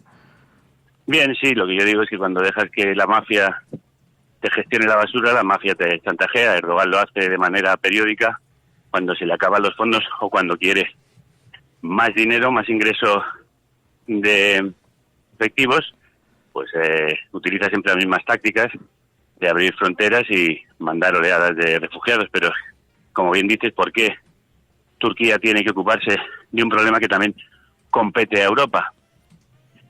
Pues porque Europa hace tiempo que, en este sentido, sí mira al otro lado de lo que son sus valores y responsabilidades. Europa tiene, entre otras cosas, responsabilidad, Europa, Occidente y los aliados, en lo que sucede en Siria, donde se apoyó en su momento a la resistencia rebelde contra el régimen de al-Assad, pero donde se abandonó el territorio en una guerra que parece cronificada y no tiene solución. Y lo que está sucediendo ahora mismo, de hecho, con Turquía es que Erdogan tiene tropas desplegadas en el país en el intento de derrocar a ese régimen apoyado por Rusia, y quiere la ayuda de Europa para terminar el trabajo e intentar detener así el flujo migratorio. Esta crisis, que ya se viene prolongando durante años, la tenemos que asumir como parte de los asuntos europeos, y pueden ser no solo un problema, sino una solución o una oportunidad. Todos los indicadores nos dicen que, aparte de que la emigración siempre ayuda al crecimiento de nuestras riquezas, puede ser en este caso muy necesaria para poblaciones tan envejecidas como las nuestras. Necesitamos, de hecho, mano de obra joven, y necesitamos juventud en nuestros países para poder pagar, entre otras cosas, las pensiones, que no están aseguradas para las próximas décadas. Es decir, y aparte, es evidente la injerencia de los países europeos en muchos de los conflictos que han tenido lugar. Y por otro lado, es inevitable que los movimientos migratorios se sigan produciendo, se van a seguir produciendo. Y no podemos dejar que ni Grecia, ni en solitario, ni el Mediterráneo como fosa común nos hagan el trabajo sucio. Aparte por la inhumanidad que esto significa, porque no afrontar un problema no termina con él, sino que lo puede llegar a extender y cronificar. Y la conclusión a la que yo quería llegar a través de este artículo es que si Europa abandona sus valores básicos, los de la igualdad, fraternidad y solidaridad, el problema es que el virus que recorre Europa, mucho más grave que el coronavirus, es el virus de la xenofobia y el fascismo. Lo que estamos viendo que sucede en todo Occidente con el advenimiento de las ultraderechas tiene que ver también con que hemos abandonado nuestros propios valores. Y si los abandonamos, lo que se hace fuerte es el fascismo. Como bien decía, creo que al final del artículo, los muros que se levantan para impedir que otros entren, también nos encierran a los que estamos dentro y debilitan nuestras democracias. Es decir, la lucha por los derechos de los más vulnerables no solo nos compete por humanidad, sino porque abandonar nuestros derechos y las libertades también significa abandonarlo para el resto. Es decir, las libertades y derechos son para todos. Si defendemos democracias fuertes que asumen problemas, porque los problemas evidentemente siempre van a existir en un mundo globalizado, pues también tenemos que hacerlo en este momento como oportunidad para mejorar no solo la vida de los que llegan, sino la fortaleza de nuestras democracias en un momento especialmente crítico, en una encrucijada histórica en la que tenemos dos polos hacia los que ir: mayor democracia o una supresión, aniquilación de la misma. Oye, hoy vais a hacer un ejercicio, claro, estamos además en la semana previa al 8M, y vais a hacer un ejercicio muy interesante en el Museo del Prado. De las 1.700 obras expuestas en el Museo del Prado, solo 11 son de mujeres. Lo conversáis con Pello Riaño, ¿no? Sí, que acaba de publicar un libro que se llama Las Invisibles, ¿por qué el Prado olvida a las mujeres?, donde viene a hacer con un estudio profundo y sistemático de la historia del Prado un repaso de cómo las artistas, las pintoras, han sido generalmente ignoradas y apartadas, a veces durmiendo el sueño de los justos en los almacenes del museo, de la enorme e impresionante pinacoteca, que como en el resto del mundo rige la mirada machista. Y no solo eso, no son solo las artistas, también los títulos de algunas obras emblemáticas, que en otros museos han sido adaptados a la lógica de los tiempos, siguen en este caso intachables, ¿no? Por ejemplo, se habla del rapto de París, que fue un secuestro y una violación. En algunos museos se ha cambiado, ¿no?, por la violación de París, etcétera. Es decir, bueno, el Museo del Prado, que no es la primera vez que recibe críticas, tiene que hacer un ejercicio, yo creo en este momento, de modernización y actualización, y mirar en sus propios fondos, ver también que tiene muchas pinturas y muchas pintoras de relevancia que igual deberían ocupar un sitio en sus paredes. Ya se ha hecho en algunas exposiciones últimamente, quiero decir, creo que el museo está rectificando su historia, como estamos rectificando a todos. No es más que, en realidad, la asunción de que el signo de los tiempos está cambiando y todos debemos cambiar con él. Pues Javier Gallego, Javier, gracias de corazón, un abrazo fuerte. Nada, a vosotros, hablamos mañana. Nada.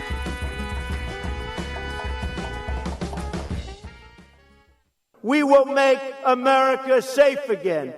Ante Dios Todopoderoso, Venezuela. Por ahí hay un payaso.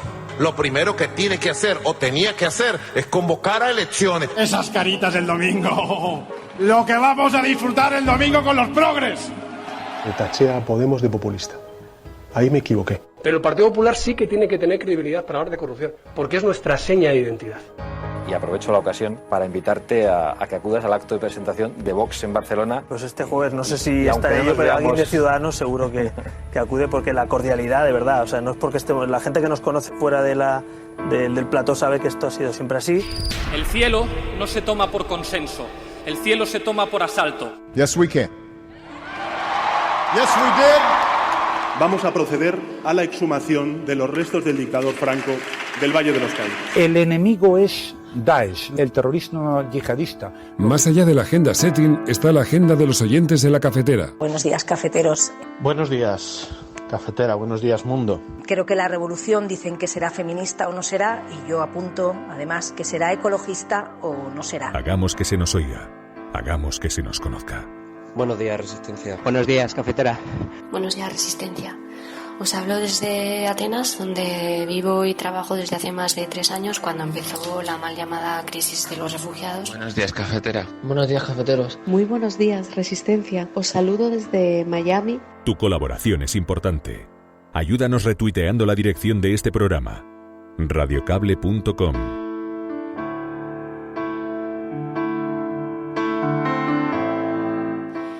Y empezamos la agenda de la cafetera recordando, como recordabais muchas de vosotras, la figura de Berta Cáceres, 4 años después de ser asesinada, como recordaban varios medios, como Público.es.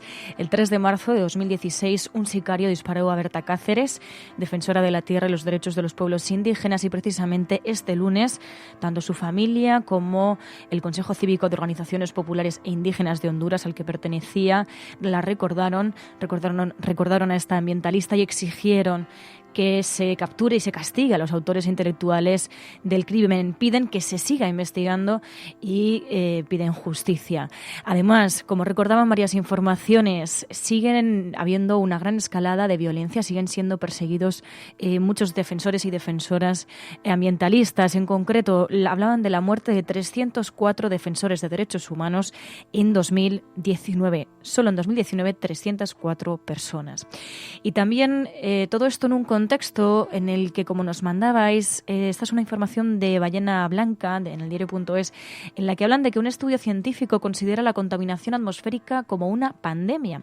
Ahora que estamos hablando tanto de la pandemia, bueno, pues se explican que las distintas fuentes de polución del aire acortan en 3 años la esperanza de vida de la población mundial. Esta es una investigación del Instituto Max Planck y el Departamento de Cardiología de la Universidad Alemana de Mainz, y explican que los investigadores consideran que el mundo se está enfrentando efectivamente a una pandemia por contaminación del aire, y por eso piden que la contaminación del aire se considere como un factor de riesgo para el corazón y la circulación de la sangre, al igual que ocurre también en el caso del tabaco y la diabetes. En este contexto también nos encontrábamos con la información de que la crisis climática engullirá la mitad de las playas a finales de siglo. Estos son los resultados de una investigación publicada en la revista Nature, de la que se hacía eco además Público.es, y explicaba que estos resultados revelan que la recesión costera por el aumento del nivel del mar y también por la crisis climática pueden provocar la casi extinción de la mitad de las playas de arena del mundo para el año 2100. Y terminamos con 2 informaciones. Una de ellas nos lleva hasta Colombia. Como contábamos a lo largo del programa del lunes, en Argentina sí que se prevé dar un paso más hacia la despenalización del aborto, pero no así en el caso de Colombia, como nos enviabais, que por el momento no va a despenalizar el aborto. Se preveía que, que se pudieran dar una serie de pasos hacia esa despenalización, pero sin embargo, como explica la BBC, la Corte Constitucional colombiana ha decidido este lunes dejar la legislación sobre el aborto como estaba. Todo esto en menos de una semana del 8 de marzo. Como explican, la legislación actual viene de 2006, cuando se decidió que fuese legal el aborto solamente en 3 supuestos. En el supuesto de la malformación del feto, en el supuesto del riesgo de la vida de la madre y también en el supuesto de violación. El caso es que, como recuerda la BBC, las cifras son bastante alarmantes. Explican que en Colombia se realizan un poco menos de 17.000 abortos legales al año y otros 400.000 clandestinos. Además, dicen que hay un promedio de 6 mujeres al mes que mueren en Colombia por practicar abortos inseguros. En este contexto, sin embargo, como decimos, en Colombia solo será legal por el momento el aborto si hay malformación del feto, riesgo de la vida de la madre y por casos de violación. Y terminamos la agenda volviendo a España porque nos hacemos eco del último asesinato machista. En este caso, un hombre asesina a su expareja en Córdoba. Lo contaban varias informaciones y explicaban que efectivamente la Delegación del Gobierno contra la Violencia de Género confirmaba este mismo lunes que el asesinato de una mujer de 67 años en Posadas, en Córdoba, es un caso de violencia machista, lo que eleva a 14 el número de víctimas mortales en 2020 y a 1.047 desde que se tienen registros desde 2003. Recordar que el 016 es el teléfono de atención a víctimas de violencia de género, es gratuito, no deja huella en la factura, pero sí hay que borrarlo del registro de llamadas. La Cafetera es un programa de radio que se financia gracias a las aportaciones de los oyentes. Si te gusta el periodismo que defiende y sientes que te acompaña, hazte mecenas y ayúdanos. Infórmate en radiocable.com/mecenas.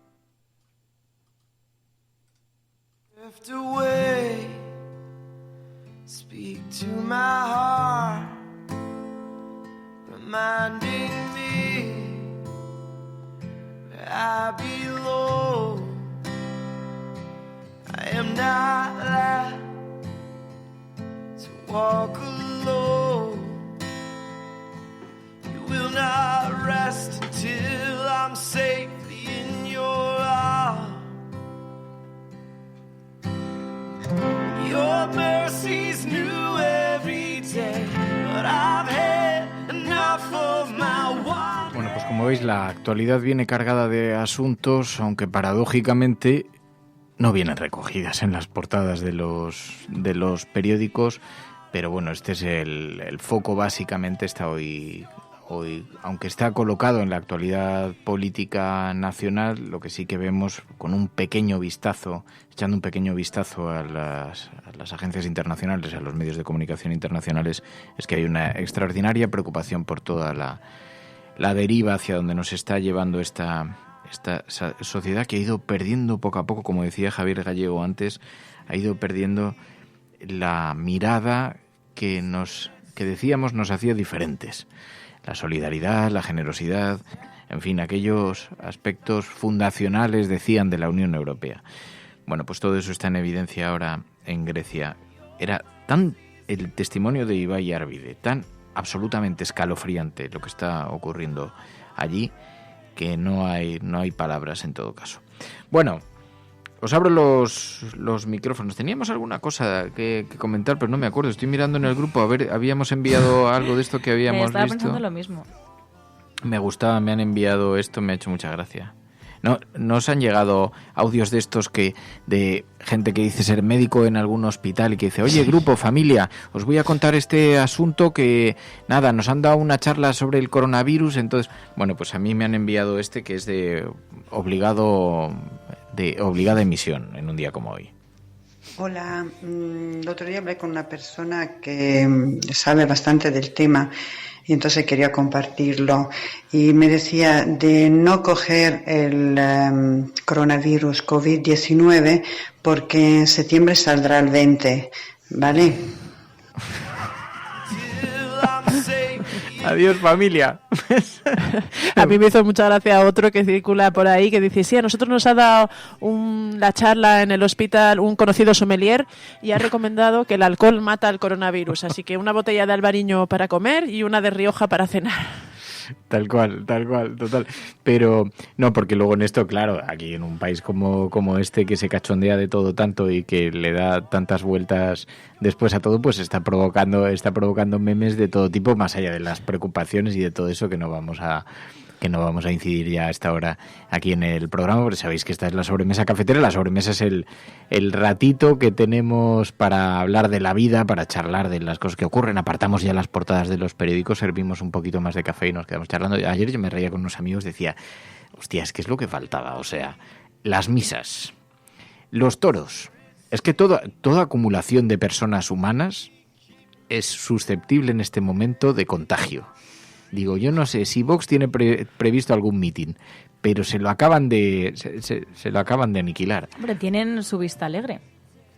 Pues les va a pegar una invasión. Ya Oye, más vale en que vayan con Italia mascarilla. acaban de decretar una separación mínima de 1 metro entre las personas. A ver cómo haces eso.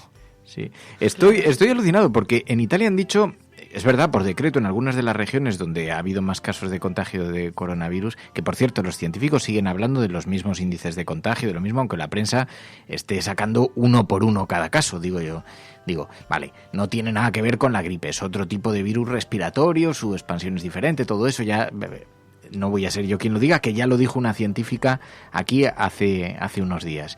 Pero dentro de eso, si los periódicos publicasen, en España se mueren entre 6 y 8.000 personas anuales por gripe. Si cada día los periódicos dedicasen un titular a los 20 fallecidos diarios que hay por gripe, estaríamos acojonados en casa, debajo de la cama. Bueno, ¿sabéis quién está en casa por prescripción para evitar el coronavirus? Esto no es broma, ¿eh? Esto es verdad. Voy a decir, un oyente de este programa. Sí. Enrique Quesada, buenos días. Buenos días. Que tienes que estar 15 días en casa por prescripción facultativa, por precaución, porque un compañero de trabajo tenía un familiar que ha tenido coronavirus, decreto, 15 días en casa. Es así, ¿no? Sí, yo no sé si es la cuaresma o qué, pero aquí estamos refugiados como cartujos. O sea que tú oficialmente... Sí, bueno, pues... Lo que no sé si tienes que llevar mascarilla, porque digamos que como eres preventivo, pero no eres infectado y además tampoco es que te afecte directamente, porque afecta a un familiar de un familiar, pero en esta psicosis colectiva en la que ha caído todo el mundo, te han mandado para casa 15 días. ¿Tú tienes que llevar mascarilla o no? No, nos han dicho que estemos en casa trabajando, nos han anulado todos los viajes de trabajo a todos que tuviéramos en las próximas 2 semanas y nos han dado unas instrucciones en el caso de que alguien presente síntomas de qué es lo que hay que hacer, que básicamente es llamar por teléfono a los que saben, ¿no? A ese 112 o al otro que han dado al otro 900. ¿no? Uy, yo tengo un cuñado y un primo también que saben un huevo de esto. Que te puede... Un cuñado.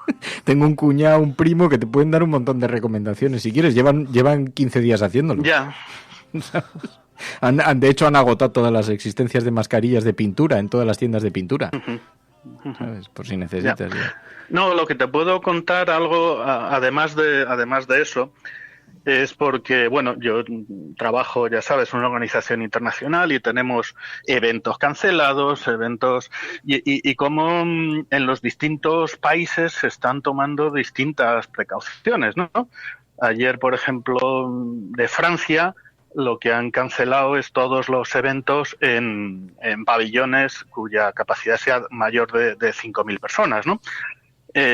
Bueno, y entonces eso nos ha afectado de alguna manera y todo el mundo se reubica, no sé qué. En Polonia no dejan a sus atletas salir a competir a competiciones en las que quieran avión. ¿Ah? Lo que les están cortando es el acceso a los aviones, pero no si van de otra manera, ¿no? Lo cual, bueno, pues si lo piensas... ¿Y eso no influye en los trenes, por ejemplo? Porque en los trenes también podrían tener las mismas... Claro, eso es... Sí, claro, pero bueno, suponen que igual allí no hay trenes para poder salir del país, no lo sé, ¿no? Y bueno, lo que sí que está siendo un estándar en casi todos los países de la Unión Europea, porque de todos nos está llegando la misma petición, es solicitarle a los atletas que van desde Italia de qué parte de Italia van a esas otras competiciones en otro país, ¿no? Y entonces, bueno, pues ahí estamos todo el día tirando de base de datos, a ver, cada uno, si claro, el domicilio.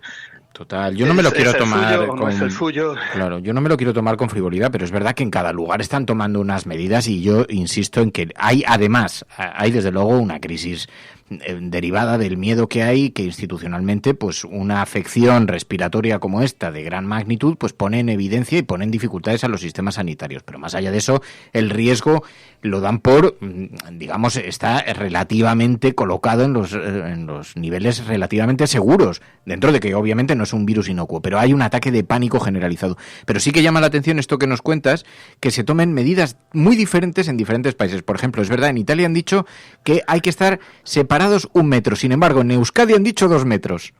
Y entonces tengo un amigo que es de Euskadi y dice, lo que nos faltaba ya. O sea, dice, porque aquí, que es imposible el amor, me decía un amigo mío muy vasco, me decía aquí que el amor es una... Cuadra, ¿no? Claro. Pero que, insisto, no me lo tomo con cachondeo, Lo interesante o sea... también es... es interesante ver los chinos, ¿no?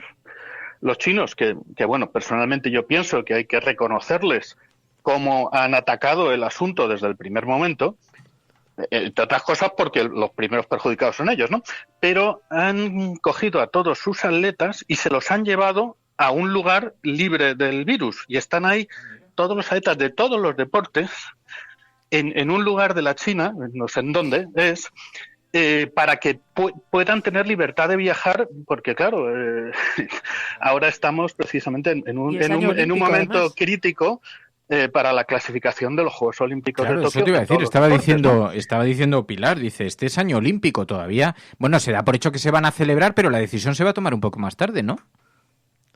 Sí, pero se ha adelantado la decisión. Hoy, por ejemplo, se va a reunir el Comité Ejecutivo del Comité Olímpico Internacional para decir algo, ¿no? Porque, claro, lo peor es el no saber nada, ¿no? Pues igual lo que dicen es no os preocupéis que dentro de 3 semanas diremos algo, yo qué sé, ¿no? Pero hoy saldrá una decisión de ahí y bueno, pues así viendo cómo en cada sitio dicen unas cosas, ¿no? Sí que nos han dicho que intentemos no marginar a los chinos. Estos chinos que están ahí, pues están yendo a competir a un sitio y a otro y les están negando el acceso a un país tras otro, ¿no? Y entonces se están viendo perjudicados en sus posibilidades. Y bueno, pues ahí estamos, que a ver cómo les hacemos hueco en los sitios y, en fin, tiene esto muchísimas ramificaciones, ¿no? El caso es que a ti, de forma, pues te ha tocado de forma indirecta y te han decretado 15 días de estancia en el hogar. Se da una paradoja. Enrique había estado en China, no había estado en la zona de Wuhan. Yo estaba en China en enero, sí. Has estado hace poco y encima volviste con un virus, fuiste al hospital y te dijeron, no, pero como no es de la zona, tira para casa. Sí, exactamente, así fue, sí. Sí. Y sin embargo ahora por un familiar, 15 días de cuarentena. Ya. ¿Qué te parece?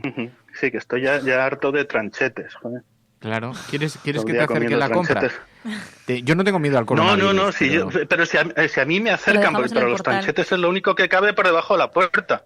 Entonces te podemos pasar tortitas mexicanas también por debajo de la puerta. Pero, eso sí. Pero no puedes salir del piso, o sí que puedes bajar al portal. Sí, puedes bajar a comprar. Yo, claro, yo salgo y ¿sabes? Claro, es que yo no estoy enfermo y salgo. A unas malas te llevamos me da un... Claro, pero yo me estoy... mi nivel de paranoia está subiendo, ¿no? Yo iba a ir a esto del Museo del Prado pasado mañana y ya he decidido que no voy. Ahora que ibas a besar a todo el mundo, ahora que podías besar a todo el mundo, ahora van y te dicen que 15 días sin besar a nadie. ¿Te das cuenta? Bueno, también te digo, Enrique, que es una manera de hacerse querer. Luego te van a echar todos de menos. Total, 15 días fuera del sistema, pues oye, te deja con ganas de salir. Está muy bien. Pero te iba a decir otro chascarrillo absurdo, pero ya no me acuerdo. Así que lo guardaré para la colección de chascarrillos olvidados. ¿Y puedes salir a correr? ¿Puedes salir a correr? Muy bien. Yo sí, salgo por la mañanita, temprano, y ya está. No voy a... no voy a bares, joder, pero es que el estar aquí encerrado, pues eso, el nivel de paranoia crece, ¿no? Pues te voy a decir, claro, total. Es como un proceso de radiación. Y si encima, como no te pongas mucho la tele, porque igual por prevención te pegas fuego en la bañera, ¿sabes? O te deshaces en ácido, energía o algo. No, pero bueno, la cuarentena de tele viene por otros virus y ya la he aplicado yo hace más tiempo. Claro, porque ibas a salir asustado. También te digo una cosa, todo esto tiene una consecuencia y yo estaba mirando viajes para Venecia, porque están las tarifas completamente tumbadas. Dices, hombre, zona de riesgo, vaya que tampoco estamos hablando de... Pero también hay cancelación de vuelos ya, ¿eh? Ya, están cancelando vuelos. Claro, y todo, arriesgas. Claro, pero por ejemplo ahora todos los viajes que se están contratando, tanto la gente que está... Bueno, toda la gente relacionada con nosotros, todos se contratan con seguro de anulación, que antes eso pues te lo ahorrabas, ¿no? Y sin embargo el nivel y además está dentro de las precauciones que estamos haciendo circular y todo, ¿no? De que hagan las reservas de esta manera, ¿no? Claro. Tú piensas que peor lo tienen los de Vox, ¿eh? Que tienen las misas por certificación médica, por precaución las misas, hombre, los toros y luego la costumbre española del palillo en la boca o el lanzamiento de la aceituna quedan bastante en entredicho en este momento también, quedan bastante cuestionadas. Todo aquello que es la asistencia a bares y todo eso, sobre todo al tipo de bares a los que asisten en Vox, que les gustan ahí las multitudes calentitas, pues todo eso y además está en es entredicho. Tienen más peligros porque el agua bendita pues igual no es tan bendita. O sea, y el besamanos. Ellos siguen confiando que ese agua bendita es limpia y no sé qué, pero claro, pero es que esa agua bendita igual ahora te pega cualquier cosa. No, el agua bendita yo creo que ya en las iglesias lo han tenido que quitar en estos días. Sí. Pero bueno, en el periódico La Razón ha sido muy gracioso porque hoy en la portada ya ponían mucho énfasis en manifestar que han sido 2 iglesias evangélicas los focos del virus. No vaya a ser que alguien piense que la multitud tiene algo que ver. No. Digo, porque por supuesto el virus entiende de religiones. El virus, por supuesto, capta el matiz divino. Bueno, Enrique Quesada, oye, el agua bendita te inmuniza de todo mal. Por supuesto, que sobre todo porque tiene la concentración, ahí sí que tienes las hiperresistentes bacterias que han superado todos los antibióticos, llevan ahí concentrándose. Bueno, que te queremos mucho, que te cuides y que te queríamos hacer un poco de compañía en esta mañana, que sobrellevases un poco mejor la... Tranchetes, por favor, tranchetes, dame tranchetes. El mundo cartujo. Cuídate, un abrazo, Enrique. Mucho ánimo. Bueno, un abrazo, hasta luego. Pues son las pequeñas Bueno, pero también consecuencias. se pueden empezar a pensar qué cosas se pueden hacer en casa, que no se pueden hacer en la calle. ¿No? ¿Cómo entretenerse en casa? Vamos lo de Italia, dice, pero entonces ya no puedes dar un abrazo a tus padres. Tu hijo. Ahora me hace gracia la diferencia. Italia, 1 metro, Euskadi 2. Que también un estornudo si acaso, de un euskaldun llega más lejos. Yo creo que eso tiene que decir algo, ¿no? Hostia, es que... Dice, en Aragón también serían 2. En Aragón, que llevamos lanzando piedras desde el principio de los tiempos. O sea, por lo menos 7-8 metros. Ahí va la hostia que yo estornudo y me llevo por delante. Ahí. ¿No has visto los estornudos de un aragonés de estos que son sonoros? Que suenan así, como y que sale dispersado. Y luego, por ejemplo, en Francia la prohibición de eventos de 5.000 personas. Si son 4.000 ya no hay riesgo. Claro, pero también decía, lo que decían desde el Ministerio de Sanidad, era que en realidad con la gripe también deberíamos tener ese tipo de precauciones, de no irnos a un concierto, de no irnos a tal, para no estar en eventos masivos y contagiar a la gente, cosa que no hacemos, pero que en realidad también deberíamos aprender un poco a eso. No solamente cuando te rabia. Sí, amigos, está realmente difícil el mundo, está duro. El apocalipsis tendrá nombre, por lo menos ya lo habrán bautizado y nos creeremos que vendrá derivado de esto. Me da igual, vendrá derivado. Pero a mí me alucina cómo nos hemos metido en el papel de la película, ¿no? Vas por la calle y cada vez más gente veo con mascarillas y demás y digo, es que ahora mismo lanzamos una hiper fake news a nivel mundial sobre un virus o sobre tal, y es que la gente se volvería realmente, o sea, se metería en el papel de la película. Total. Bueno, ahí tenemos. Y la apocalipsis la generaríamos de nosotros. eso iba V de Vendetta. Es que si no hay mucha literatura, mucha bibliografía. Sí, es curioso cómo se van.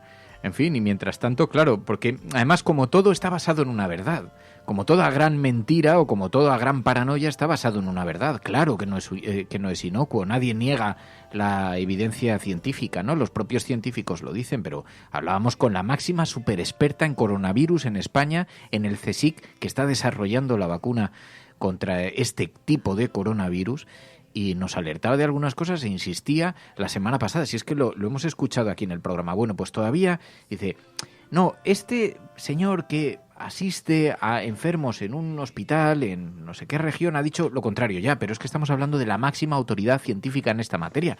Y hombre, las opiniones son importantes, desde luego tienen una opinión más fundada alguien que cuida a enfermos que yo, pero no que un super experto mundial de los que participa habitualmente en todos los congresos mundiales relacionados con el coronavirus.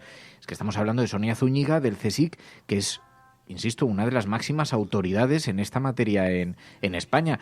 Y claro, nos contaba cosas como esta la semana pasada. Estos virus, y esto es algo que nosotros sabemos muy bien, son virus con una envuelta de membrana, por ello las recomendaciones que están dando, por ejemplo, muy sencillas, que parecen de sentido común, ¿no? De lavarse bien las manos con agua y jabón. El jabón es un detergente que quita la membrana de estos virus.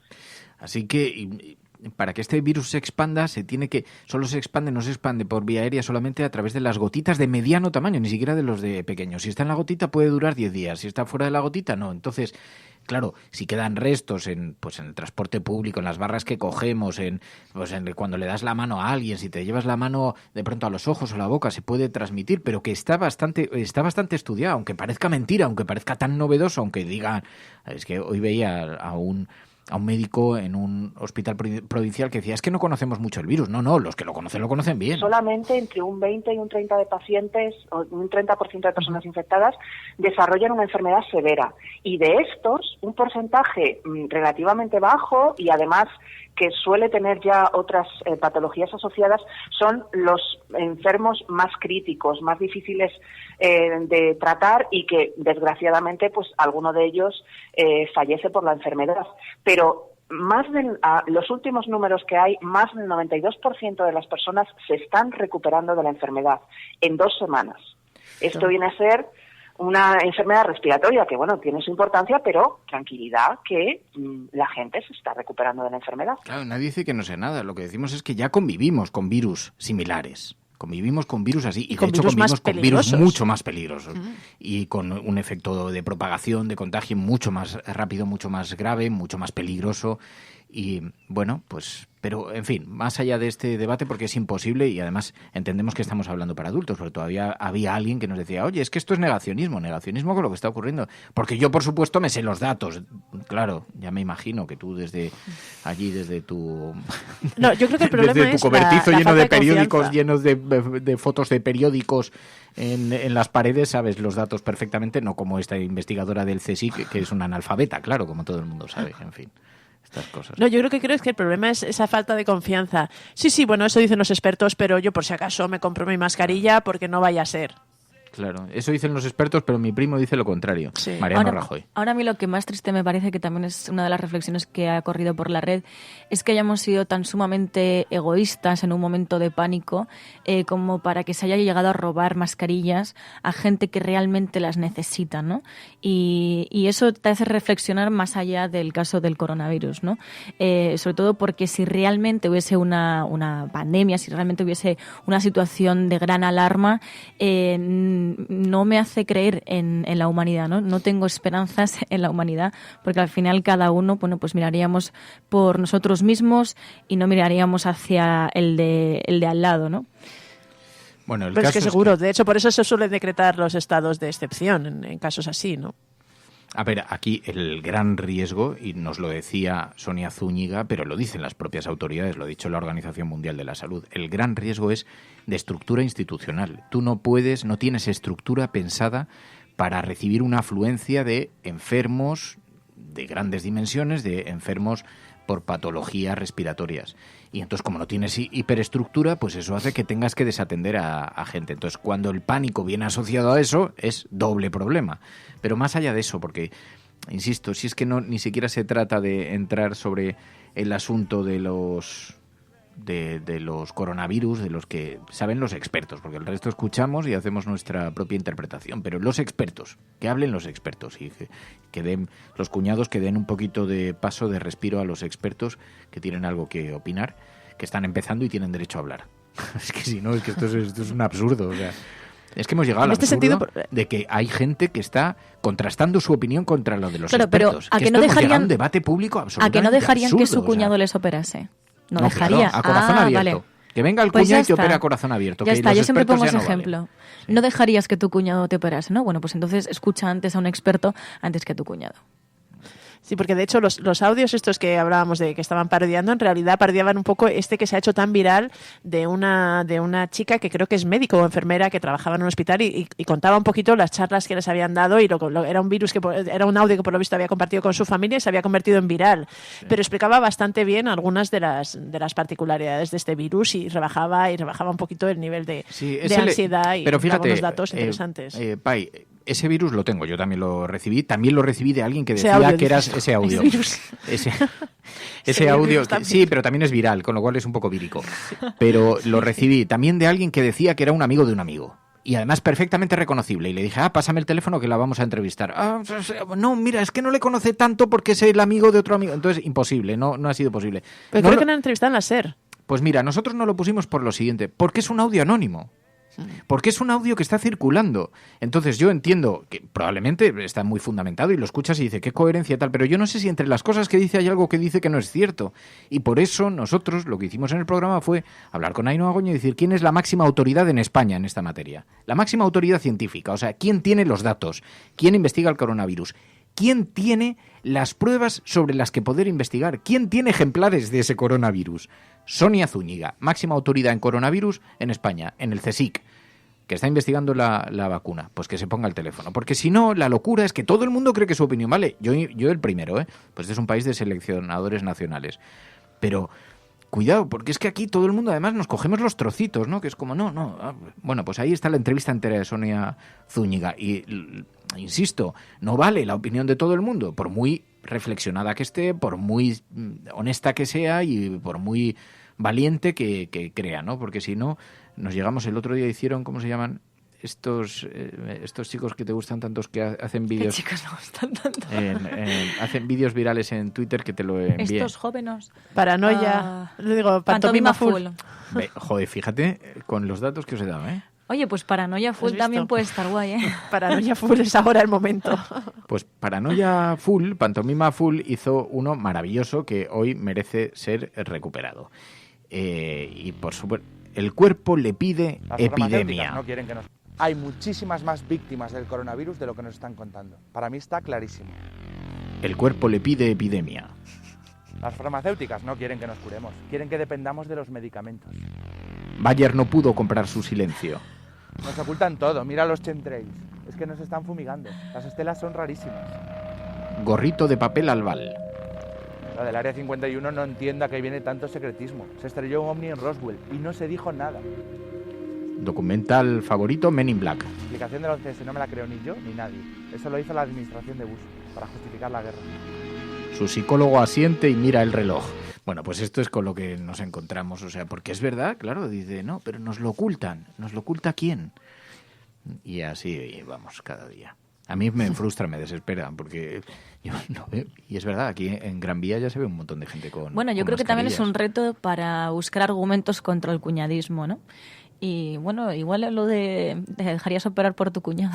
Ahora, me pregunto cómo vamos a mirar a todo este asunto. Dentro de un año. Dentro de unos años. Dentro de unos años. O de unos meses. De unos meses. Porque es verdad que es la primera vez, más allá del virus, que hemos conocido, el SARS, lo vimos con este impacto, pero es la primera vez que los medios globales y las redes sociales han tenido una notable influencia directa. Y especialmente los medios de comunicación. Sí, porque además han entrado de lleno, ¿no? En esa creación Vamos, de han abrazado pánico. el tema. De hecho, el tema del, por ejemplo, de casos como el robo de mascarillas, evidentemente hay una influencia por parte de los medios y el pánico que se ha generado también en redes sociales, ¿no? De que la gente haya tenido tanto miedo que haya hecho el sálvese quien pueda, incluso robando mascarillas a gente que lo necesitaba. Y luego, por cierto, en efecto, tenemos una crisis humanitaria de primera magnitud, una emergencia humanitaria, un brote de sarampión en Etiopía, del que venimos días hablando, lo hablamos aquí la semana pasada, que se está cobrando vidas humanas por centenares, gravísimo, y que bueno, sobre el que se pasa sin pena ni gloria. Claro, es verdad que existe tratamiento y eso existe vacuna, porque la diferencia es que para el coronavirus tratamiento existe. Claro, depende del grado. Dice, lo que no existe tratamiento es para un coronavirus mezclado con un cáncer terminal que además tiene más de 70 años el paciente. Dices, pues hombre, pues realmente el tratamiento es difícil. Pero igual está asociado a otras cosas. Pero tratamiento para el coronavirus existe. Se está tratando un montón de gente cada día. Y de hecho el 90%, lo decía Sonia Zúñiga, más del 92% de los enfermos en 2 semanas están en casa. Así que, hombre, algo nos tendría que indicar, ¿no? Muchos no salen de casa, de hecho, se curan en casa. Pero bueno, es una... Así estamos. Pero bueno, más allá de todo esto, el mejor vídeo en todo caso en época de memes, el del tanga en el rostro. ¿No lo habéis visto? Ay, el del sí, británico. sí. Que dice, aquí tengo un tanga que además es patriótico, con la bandera del Reino Unido, y se lo coloca al revés en la cabeza y queda como una mascarilla perfecta. Sobre todo si tienes un gorro para tapar un poco incómodo, ¿no? El Puede cordón ser. del tanga. ¿Incómodo? Si ya los tangas son incómodos, imagínate en la cabeza. Pues no sé por qué lo dices, porque el mío de leopardo es comodísimo. ¿Cómo se llaman estos? Igual Pai lo sabe. ¿De hilo? No, ¿Brasileños? los que son como tirantes. El otro de los el tanga que lleva el actor que son como tanga tirante. Sí. Tanga tirante. Que lo llevó Dani Mateo una vez. Mira, bikini se llama el de Borat. Bikini de hombres. Bikini de hombres se llama. Eso sí que te debe ser tapa tan los incómodo. pezones. La verdad. Me encanta Es porque que es además en la maravilloso. imagen que ha buscado Fer es como que va a juego el color del tanga con la cinta que lleva en el pelo el tío y las muñequeras. Sí, para hacer deporte, para jugar al tenis y ese tanga de hombros. Yo me pregunto si Albert Rivera se hizo, que por cierto no hemos escuchado a Albert Rivera, que ayer se presentó en Sociedad y le echó un respaldito a Inés Arrimadas. Pero sí, Mientras hacía promoción de su nueva empresa. Sí, tampoco sé por qué se ha puesto tanto énfasis en eso, porque dices, hombre, es una persona popular, sabe que Sí, tiene pero poder está de convocatoria. utilizando Hombre, su popularidad del sector público para vender sus éxitos privados. Bueno, pues como hacen tantos. Sí, pero esto fue muy descarado. Porque además, claro, la imagen es detrás tiene la marca para la que va a trabajar. Hombre, estaría bueno, claro. Dices, hombre, igual no hacía falta, ¿no? Pero bueno. Bueno, total, que digo yo, sí. ¿Por qué Albert Rivera optó por salir desnudo con las manos tapándose así las vergüenzas y no salió, el pene, perdón, y no salió con el tanga de Borat? Es una pregunta que os dejo ahí. Reflexionéis. Bueno, que nos vamos. Ahí nos has descolocado. Sí. Realmente contestar a esa ¿Os pregunta imagináis retórica. Albert Rivera con el tanga de Borat? Ahí es que la imaginación es muy peligrosa. Sí. Bueno, nos vamos. Claro, Era su presentación, no sé yo si hubiera tenido el mismo impacto. Ya. Pero bueno. Que nada, que os cuidéis mucho. Y Vosotros sí, también. y no escuchéis tanto a los cuñados. Que al Eso. final son un poco aburridos. Bueno, el mío es muy guay, pero... Claro, cuidado, porque... Claro. Yo tengo un cuñado fuera de lo normal. Sí, fuera de los registros. Fuera de los registros. Bueno, mañana volvemos. Gracias Mary, gracias Pai, gracias Gracias. audiencia Gracias a vosotros. de la cafetera. Disfrutad del día y pasadlo bien. Mañana más. ¿Qué? Dice Ortega Smith con el tanga de Borat. No, por favor. Qué miedo. Hasta mañana. Adiós, cuidaos mucho. La Cafetera es un programa de radio que se financia gracias a las aportaciones de los oyentes. Si te gusta el periodismo que defiende y sientes que te acompaña, hazte mecenas y ayúdanos. Infórmate en radiocable.com/mecenas. Spirit leads, and spirit sing. Let me keep it step